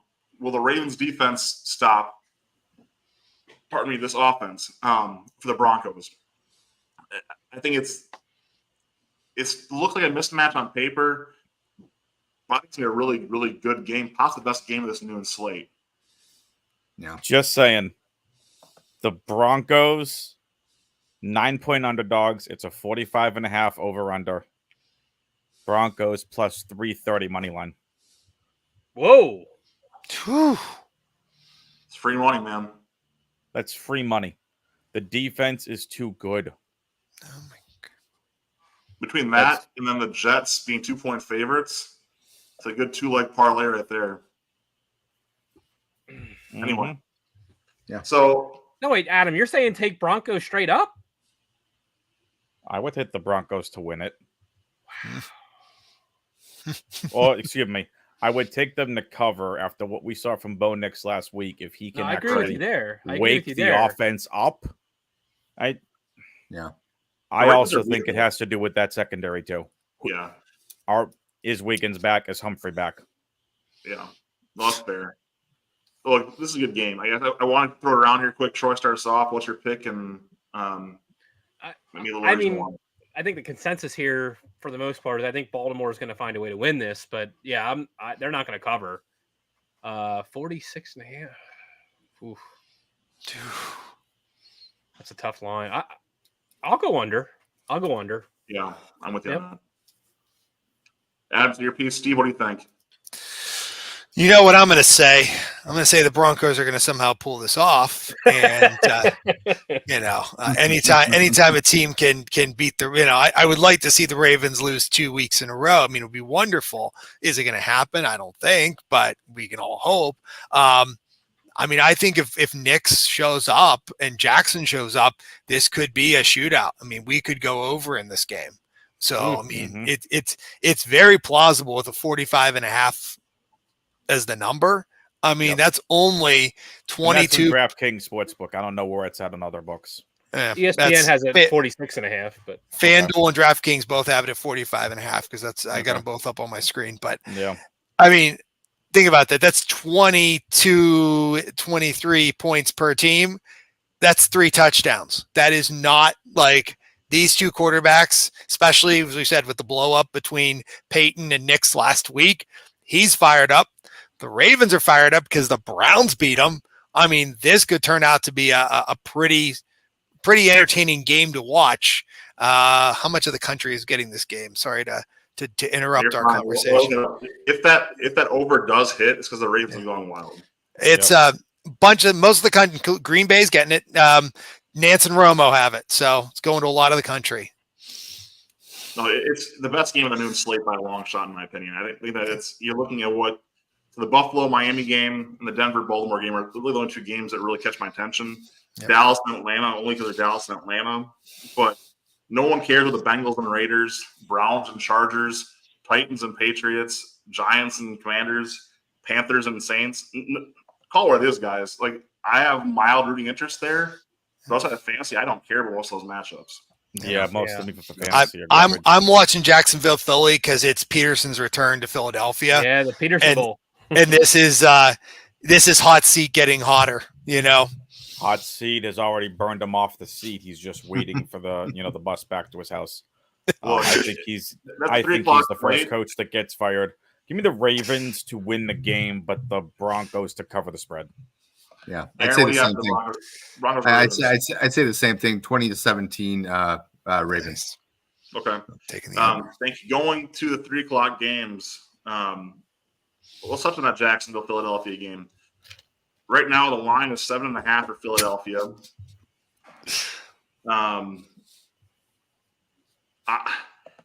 I tell you guys, I don't know where to go with this game. Like Jacksonville's Eagles not are going to good. destroy them. Eagles aren't that good though. But see, Ben, to your point, I thought the same thing last week. Who were they playing last week? The Eagles. The Bengals. Bengals. Yeah, I thought for sure the Bengals were going to win that one, and the Eagles put up 37 on them. So, yeah, I'm with Adam on that one. I think the Jaguars showed as much life as they have in them against the Packers last week to come back and make that a game. Yeah, and I think they're going. Maybe if this was at home, that might make a difference. But if they're in Philadelphia, I think the Eagles roll on this. But of course, I've been wrong about the Eagles pretty much all year. So don't really, You really think all three Jacksonville fans would help them that much? So, Gabe Davis was a limited participant. Kirk did not practice. Kirk's and done Thomas for the season. Yeah, he's Kirk's out. He's done for the season. Yep. He's out for the season. Kirk is. Okay. Yep. Yeah, Brian Thomas was a limited participant. So was Gabe Davis.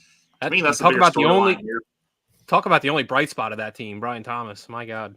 Right. Yep. Yeah, ETN's been nothing. I said Brian Thomas was better than Neighbors on the film that I watched. He was more of an explosive threat. And it turns out that just both of them are really freaking good. Yep. The other part of this one to watch, Ezra Cleveland and Brandon Sheriff are both also out. So that O-line's beat up. The wide receiver corps beat up. That's not a good recipe. No, it's not. On the road in Philadelphia. Yeah. But you talk Philly's at home. Philly's at home, Yeah. you said? Philly's at home. Yep. yeah. Barkley's going to run all over them. Yeah. Hurts is going to throw all over them. Know what? Jags are not going to be able to stop that offense. I'm calling a 40 burger. Ooh, I'm not going that high. I can see 30, but 40? Yep. It sounds I'll go good 40, to me. 40-17. 40-17. I'll go 31-30. Yep. Okay. I'm calling it. Adam, you talked me into it. Okay. It's a 45.5 over under on this game as well. Yeah, I'll take that over all day. Troy's already smashed the over. I'll take the Eagles on the over. He'll take alternate points at over 50. Yeah, so at 31-13, I'm just at barely on the under. But Aaron, what's your take in this game? Who's winning? Yeah, I'm not going to jump on the 40 burger train, but I think it'll be, I would say like I could see a 38-10, something like that. I mean, I could take the over on the total, but what's 2 points between friends? Come on. And Steve, what's your take officially? Weather's not going to be a factor. I mean, it's going to be 63 degrees and sunny on, that's the only thing that could have played a factor is if we would have gotten one of those early November, chill fests, which can sometimes happen in the Northeast. But no, we're having an unusually warm, like 82-degree Halloween here in Pittsburgh. So, going to be in the 70s here tomorrow in Massachusetts. I get it. It's just so, I think it's going to be, I would take the over on this one, but more from the Philadelphia side, because I think Sirianni's just going to be like, I know he loves Peterson, but he's got a chance to drive the stake into his heart, man, and be one of the people that gets his, fired. Both getting fired. Stop it. Come on. We're talking about Peterson first. We'll talk about Sirianni later. But I'm going to take the over, and I think the Eagles are just going to have a field day. Okay. Well, the next game in that same time frame, we got the Cardinals hosting the Bears, which goes back to one of my favorite quotes of all time. They are who we thought they were. We were off the hook. So Denny Green, rest in peace. Is this thing on? Because it's about to be. So look, the Cardinals are 1.5-point favorites at home in this game right now. There's going to be a very heavy Bears presence here. There always is a good away contingent in Arizona. So I guess I want to ask you guys first before I get my take on this one. Who's going to win? Steve, I'll start with you this time. Here's the problem. I think that the Bears, if they had won last week, would be in a different mindset. But coming off that Hail Mary insanity, they're going to be looking to come out firing on all cylinders and kind of look at this as a redemption game. On the other hand, Arizona is Arizona. They're leading the NFC West. So I understand why the line's so tight on this, because both teams really have something to play for. I'm seeing here the line's down to Cardinals -1. I think it's going to be a close game. Over under is 44.5. That's going to hit. But I think the Cardinals will pull this off. I think if it was in Chicago, we might be looking at a Bears win, but I think James Conner is going to have a good game, and I think we're going to see a Cardinals win. All right, Papo. Sorry, I'm just watching the game 5 here, and there's bases loaded, 1 out for the Dodgers. Anyway, yeah, I'm actually watching baseball, guys. Just hold on. Wow. Tied at 6. Is Freddie Freed up? Freddie Freeman up? No, Mookie Betts. Oh, okay. Oh, he's coming up soon then. Yeah. So, this, I would agree with Steve, except this season for the Bears feels like one of those, and I guess, 7-6. It's kind of goes. I'm going against what we just saw last week, but I feel like up till last week's game, the Bears were winning games that they probably shouldn't have. Just looking at the very first game of the year against Tennessee, they had no business winning that game. They looked like garbage the entire first half. And then Will Levis did his thing, and the special teams had a big return, or was it a block punt or whatever it was. Mm-hmm. I feel like this is a game that the Bears, and I hate to say this, but they're going to show their ability to bounce back after a disappointing loss. They're going to show that they're improving as a team. I think it'll be close, but I think, they win something like, I already picked 2017 in another game. I don't want to do that again. 23-20. I think they win maybe by like a last second field goal or something. I think it will be close, but there's something different about this Bear team, as much as I hate to admit that. And I think, they show that they're improving. So, Adam? Bears beat the Cardinals. Caleb Williams bounces back. It's going to be a 3-point win by the Bears. Troy? And I do think, just for what it's worth, I think the Bears are going to struggle getting out of the gate. Arizona will put up points early, and Caleb will have to will this team back. And you all know I'm not a Caleb Williams fan. Troy, what's your thought? Cardinals kicker Chad Ryland has 3 game winners this year, right from my home city here in Lebanon, Pennsylvania.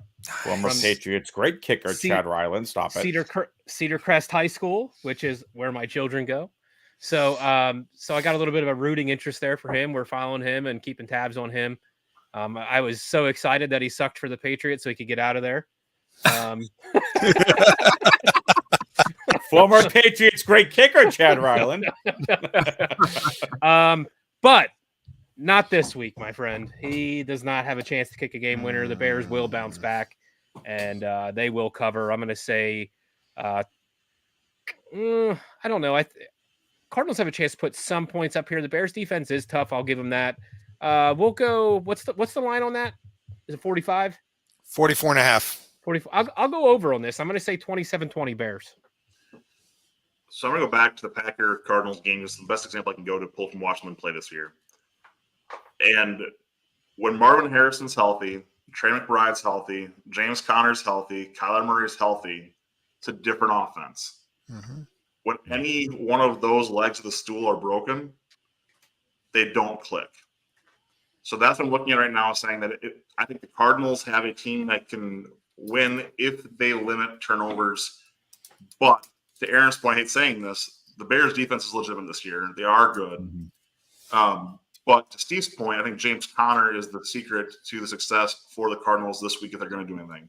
I think they got to set up the pass with the run, And they won't catch the secondary sleeping this time for Chicago. That's not going to happen, I don't think, this week. But I think we've got a good game ahead of us. Overall, I'm going to pick the Bears to win. The Cardinals have a chance there to win as well. I think it's going to be very close. Going next, the Packers host the Lions in what's likely to be a very nasty weather game. We are having a cold front move through, lots of precipitation. I think last I looked, it's supposed to be raining on Sunday, so like rainy in 40s, I think is what I saw last. Yep. So just a cold, wet, miserable game that I think in this situation honestly does, even though the Lions are a better running team, favor the Packers a little bit being the outdoor team. So I think this game is close because of the weather, not necessarily because of what's going on anything else. The Lions are 3.5-point favorites. 48.5 is the over on this. So the Packers have a tough matchup here.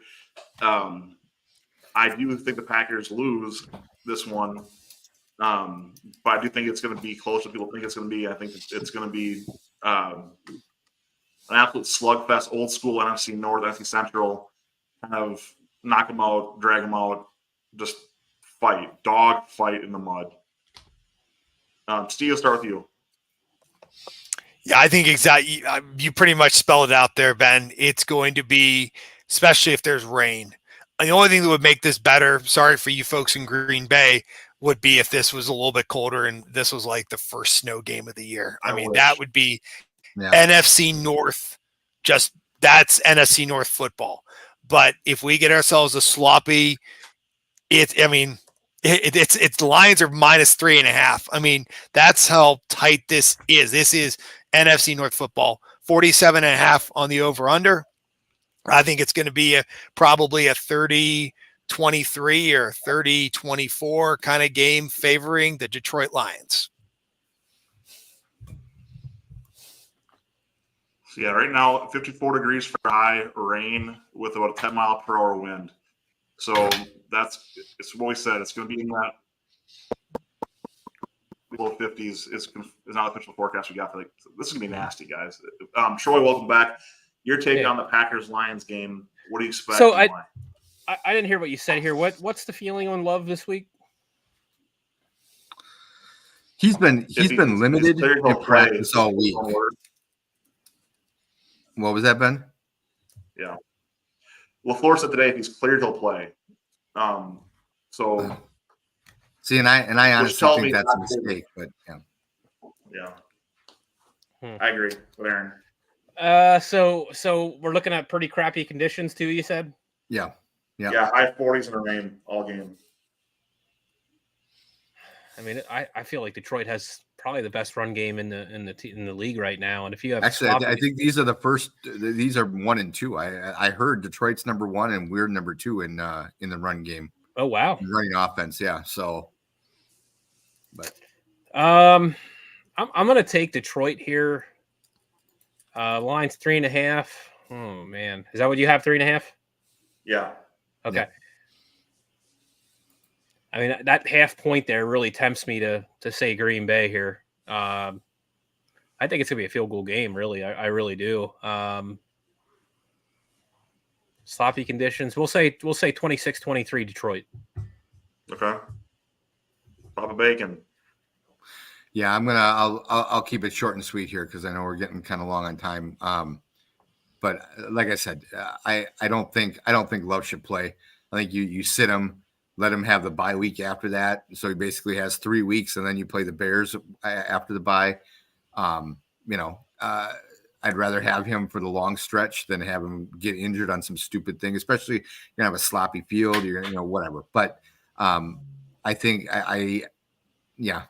Detroit is so good. I want to hate them. I want to, whatever, but they were just a lovable loser too long. They were. Them, though. Exactly. And if the Packers were like 1-7, I'd be cheering for the Lions right now to win this division, honestly. But yeah, I still, if I'm being objective, I think it'll be close. I think the sloppiness will maybe make it a faster game because maybe they'll have to run the ball more keep the clock moving. Frankly, I think that's the Packers' best chance because I don't think as strong as this offense can be, I don't think they can keep up in a shootout with the Lions. I just don't. But because of the weather, I think it keeps it close. I'll say 27-24 Lions. Adam?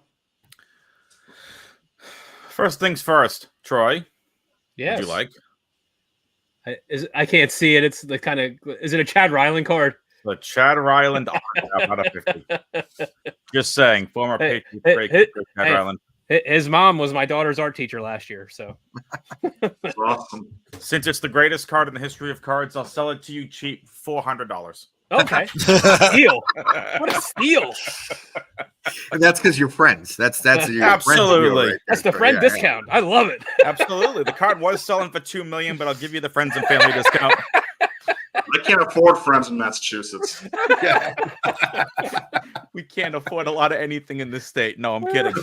But no, when it comes to the Lions, I said this pre-show. Ben's been waiting for me to say this the entire show.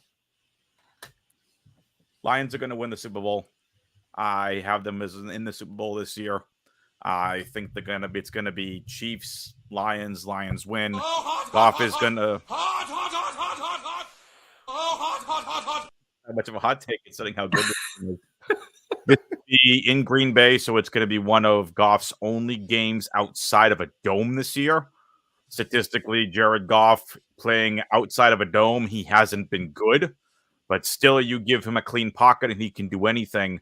I think this is going to be a sloppy game. I think it's a 21-17 win for the Lions. Okay. Moving along, the Rams and the Seahawks, two teams going different directions right now. The line is Rams by 1.5 in Seattle. I feel like this is as much of a true pick'em game as there is in the slate this entire week. Before I go through what I think is going to happen, Adam, lead us off on this one as I work around the horn here again. So you have a battle of the NFC West teams. You have a welcome back Puka Nacua and Cooper Kupp, and you have the Seahawks. Where is this again? Is this in Seattle? Is this? Yep. It's in Seattle. So always a tough place to play. I don't care what team you are, but I think the Rams are going to get the upset here over the Seahawks, and that's taking nothing away from Geno.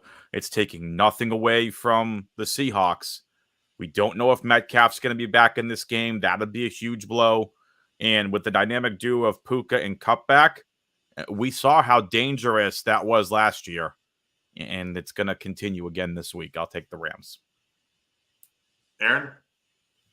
Yeah, I would agree, and I agree with Adam that Seattle is always a tough place to play, but this team just sucks. And they, and the Rams, the Rams have that, had that big lift last week with the two coming back and beating the Vikings. I think they keep the momentum going. And I say it's Rams 27, Seattle 13. Okay. Troy? I mean, this sounds like everybody's just agreeing here with everybody, but yeah, I'm going to take the Rams here too, but I'm looking at a track meet here. I'm going to hit the over. And I think this is going to be both teams in the 30s somewhere. I'm going to say like 37-31, something like that. Oh, wow. Okay. Steve? I don't think the Seahawks are going to go that high, but I think the Rams are, because I think all cylinders are now firing again for LA. And I think this is going to be the time for them because they don't want to let Arizona run away with the division. They got to keep pace with them. So I'm going to put it, over under 48.5. Let's go LA 30, Seattle. Actually, let's go LA 34, Seattle 17. All right. So I said before the year, I'm sticking to my pick here. The Rams still suck, in my opinion. Their offense has some pieces. The Seahawks also do suck, unfortunately, in the situation. So I'm going another direction from Troy. I see this as a 17-13 kind of game. Mm. Last week I saw for the Seahawks game, you have linebackers and linemen fighting the sidelines and on the field during the defensive drive. The Seahawks are a mess right now, but I think McDonald can control that and get it kind of back under their roof and not be on the open again. The Rams defense has not impressed me. And that's the thing that I think is the hard for me on this one, is that I think that Kenneth Walker is the difference for the Seahawks in this game to give them that 17-13 win over the Rams. But I do think that Puka and Cooper get theirs. But if I'm not mistaken, Reek Woolen's healthy, right? I mean, the Seahawks secondary is intact. Those aren't slow. He got head tapped last week. I'm sorry? Woolen got head tapped last week by Keon Coleman. Yeah. Okay. One other thing, Ben, to keep in mind about. I'll tell you what, he's turning out to be a great number 2 now that he has a number 1 ahead of him. Yeah, that's fair. One other thing, Ben, Sorry, with this. I was going to say, last Sunday, it was a mess in Seattle. It rained the entire game. It was ugly. It was yucky.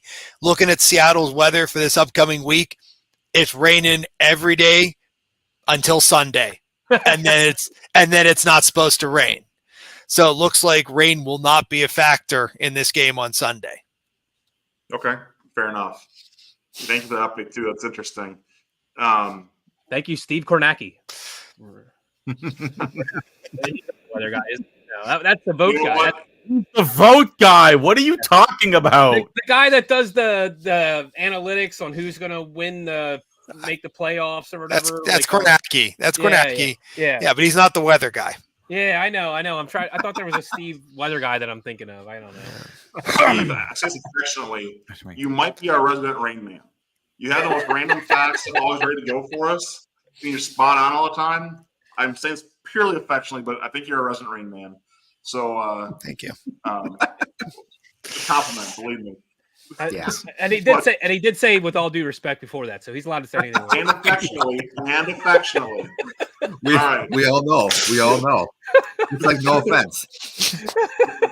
No offense, but your nose is really freaking huge. You know, it's hey, I said no offense. I meant no offense. Welcome to Dads with Bacon After Dark. Guys, wrapping up our NFL preview segment here, the Buccaneers and the Chiefs are going to be playing on Monday night. You skipped the Sunday night game. I'm actually looking forward to. Hey, skip the Sunday night game. Very intentionally, honestly. I figured that. I mean, we talked about Flacco earlier, but whatever. Yeah. Vikings, Colts, watch if you want or don't. I don't care. But the Chiefs and Buccaneers, though, to me is interesting now. And again, seeing the Buccaneers last week fought hard, came short against the Falcons, but the Chiefs, to me, have not been impressive. I mean, we look at Patrick Mahomes, not looking really like himself. I shared with the group, he is Patrick Starfish right now on Sleeper. So, look, I'm going to call my upset of the week here. Tampa Bay beats Kansas City in Kansas City. In Arrowhead. In Arrowhead. Bakerhead. Jeez. I think that the Chiefs get their wake-up call this week in a game that the Buccaneers are spicy, man. Like, even without Evans or Godwin, they're still a spicy team. And this is just one of those pieces where Baker is on a mission. And it reminds me of the Blues Brothers a little bit, right? Just shut up and ride. Like, he's ready to go. I mean, Baker's the difference here. I think he outperforms Patrick Mahomes to give the Buccaneers this road victory. Steve, kicking to you for this one. Where are you going with this? This is a tough choice, and I am going to bring up the weather on this one because there is showers and thunderstorms expected all day in Kansas City on Monday. So this could turn out to be a weather battle because they could have to shift to the run game depending on how this goes. But here's the thing. Honestly, on the other hand, I think you got two quarterbacks that can fight through the elements with, Mahomes and Baker. I mean, this could, sure, they may have to have the run game, but I think we may also see the passing game still go. Give me 1 second here. What's the line on this one? I don't have it pulled up right now. This is a 9-point line for KC with a 45.5 point over. I think the Chiefs will win, but I think the Bucs will cover. I think this is going to be a closer game than it. I think the Bucs are going to keep it close. So I think we hit the over. I'm going to say, probably 31-21.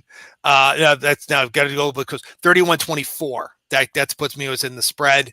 So I think it's Chiefs win, but I don't think the Bucs are just going to fold and buckle and just not show up. Fair enough. Troy? Just to let you know, real quick update. We're 7-6 Dodgers, top of the 9th. So that's where we are right now. Yeah.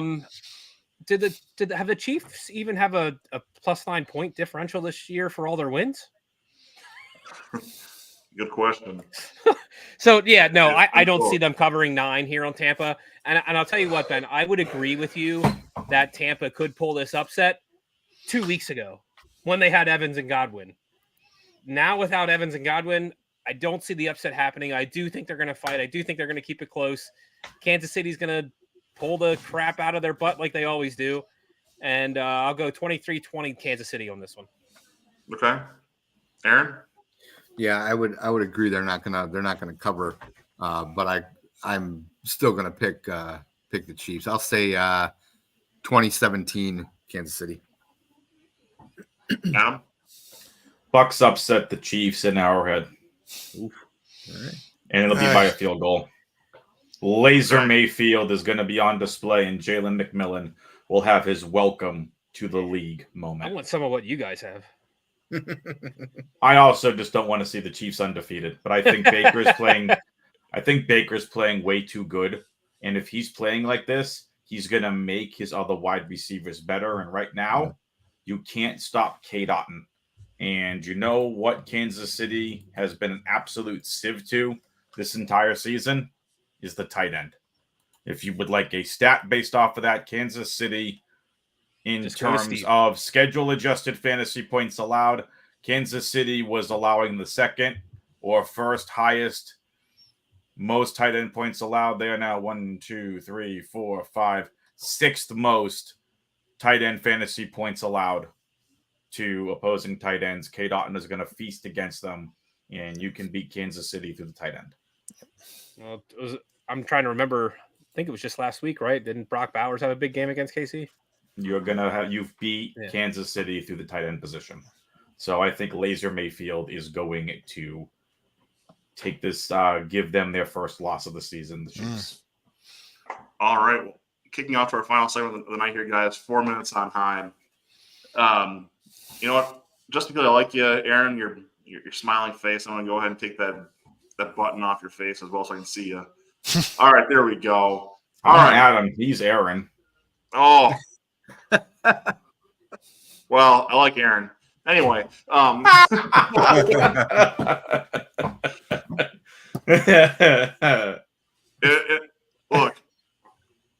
I don't really have anything that's really necessarily hot and heavy on my mind this week for everything, but I'm going to take my time just to thank God we're finally to the finish line. We're finally here. I can watch a football game and not hear stupid lies from politicians. I can get stupid lies from advertisers selling me their beer. Mm-hmm. So I am thankful it's the last weekend of that bull crap. Yep. And I made a post on my Facebook this past week, and I said, I would love to see campaigns be forced to spend half their advertising money on the charities they claim to support. Yep. Spend the money there and see how fast things get solved. I like it. I don't know what they're spending, but it's got to be absolutely insane. Between the 20 texts a day I'm getting from both parties, the constant YouTube commercials and everything I watch, this is a joke. Yeah. What all this to me is, I'm not voting for either one of those two losers. So it's just like, go out and waste your money, fools. But I'd rather you go spend it on some charities that actually could use the funding.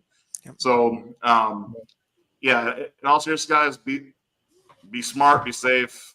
Sounds like some hellacious weather across the country this week. So here we go, and go Pack go. Papa, you're up. Timeout.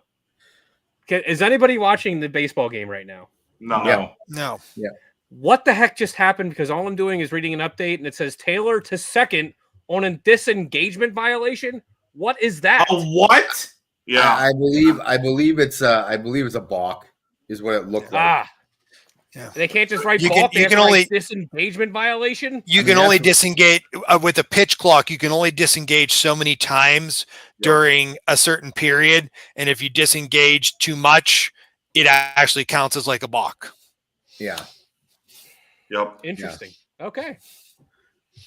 Anyway. Sorry about that. To answer your question, Ben, I don't know about the Republicans, but I know the budget for the Democrats was over $1 billion, which to me is just absolutely disgusting. And I'd be saying that if it was Republicans too. I don't understand how wouldn't that money be give $1 billion better to spent in somebody in North Carolina that's going through a hurricane problem right now? Exactly. Yes. Exactly. Yep. It's just Yep. It's disgusting. Anyway, Imagine what Asheville could do with $1 billion right now. Yep.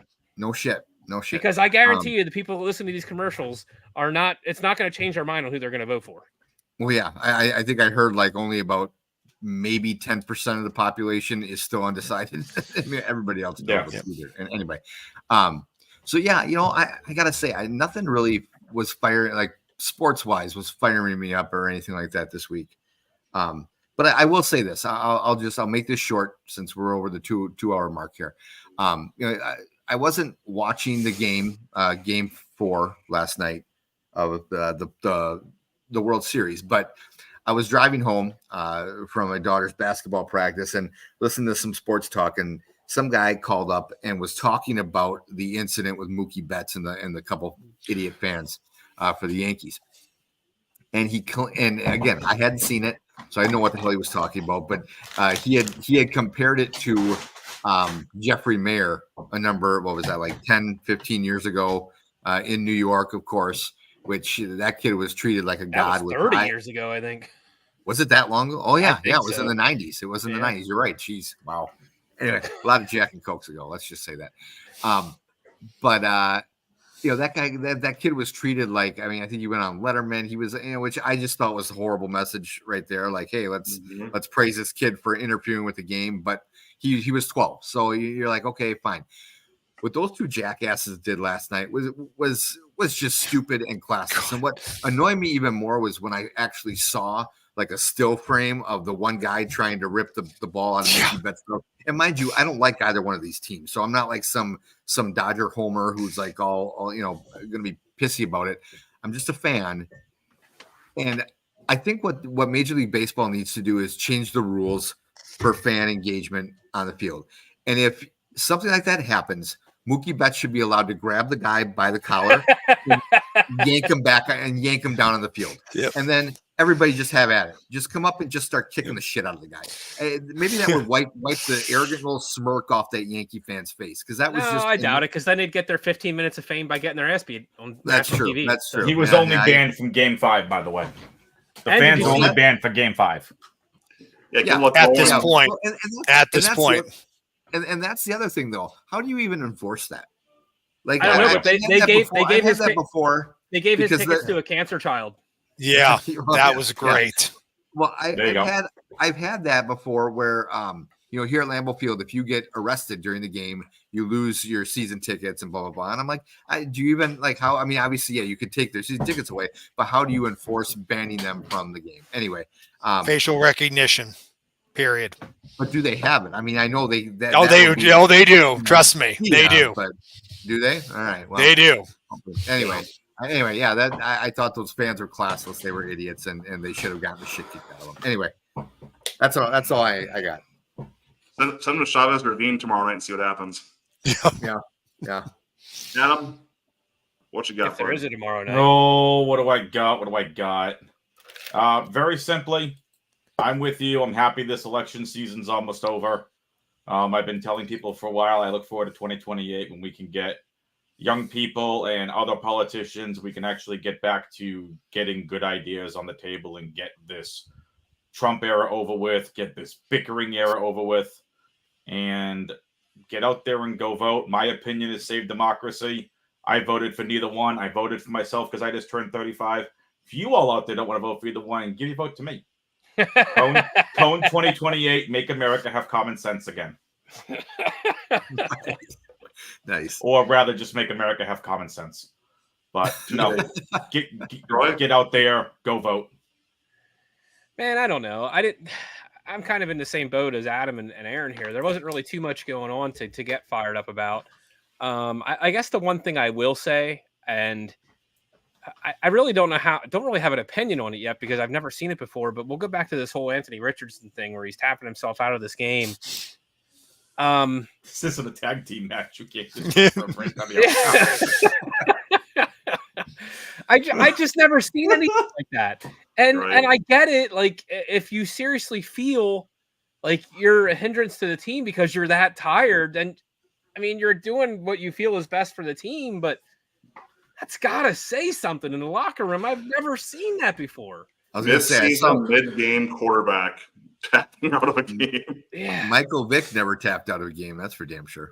Yeah. You bring in plenty, you know? Yeah. So, I mean, maybe this guy needs to work on his conditioning a little bit more. I'm not sure. Maybe he just needs to be a little bit tougher, or maybe he just needs to simply just suck it up. I don't know. But I think it's the latter. Yeah.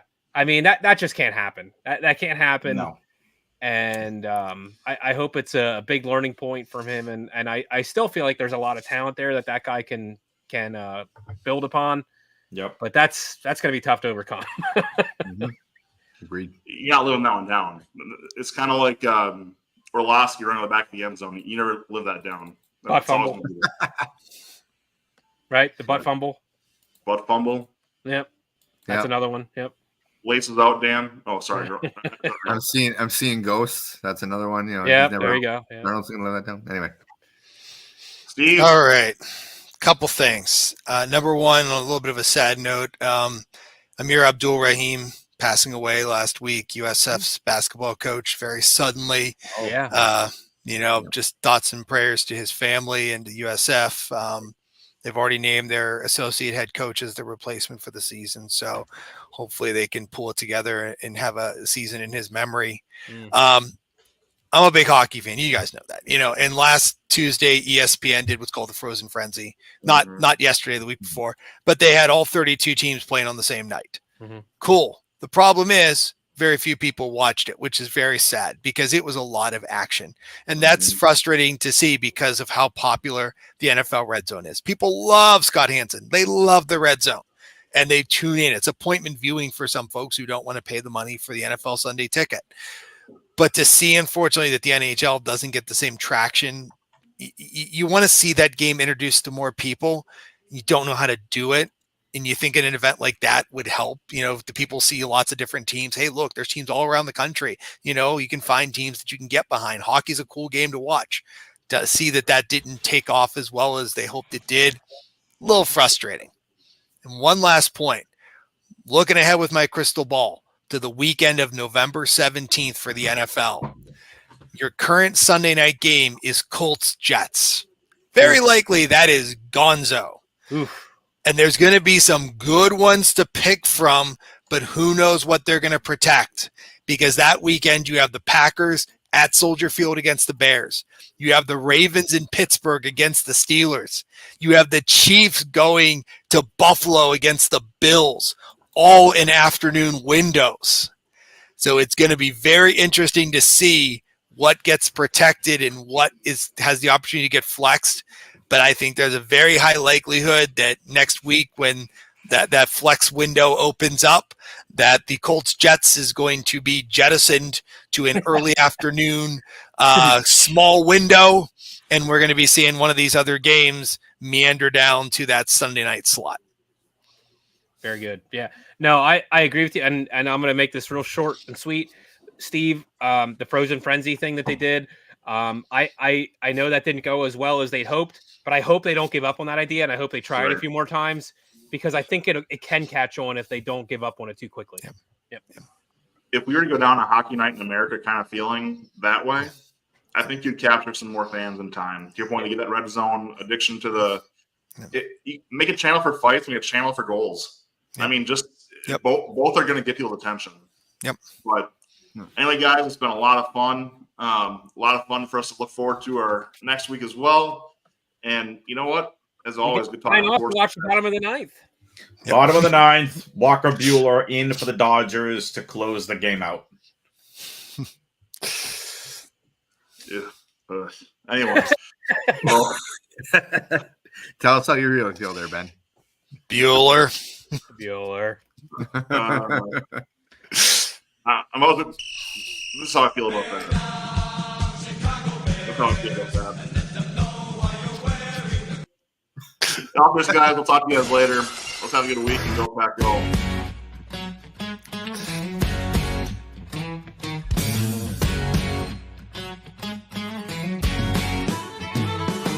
This shirt don't fit like it used to, and I need another notch on my belt.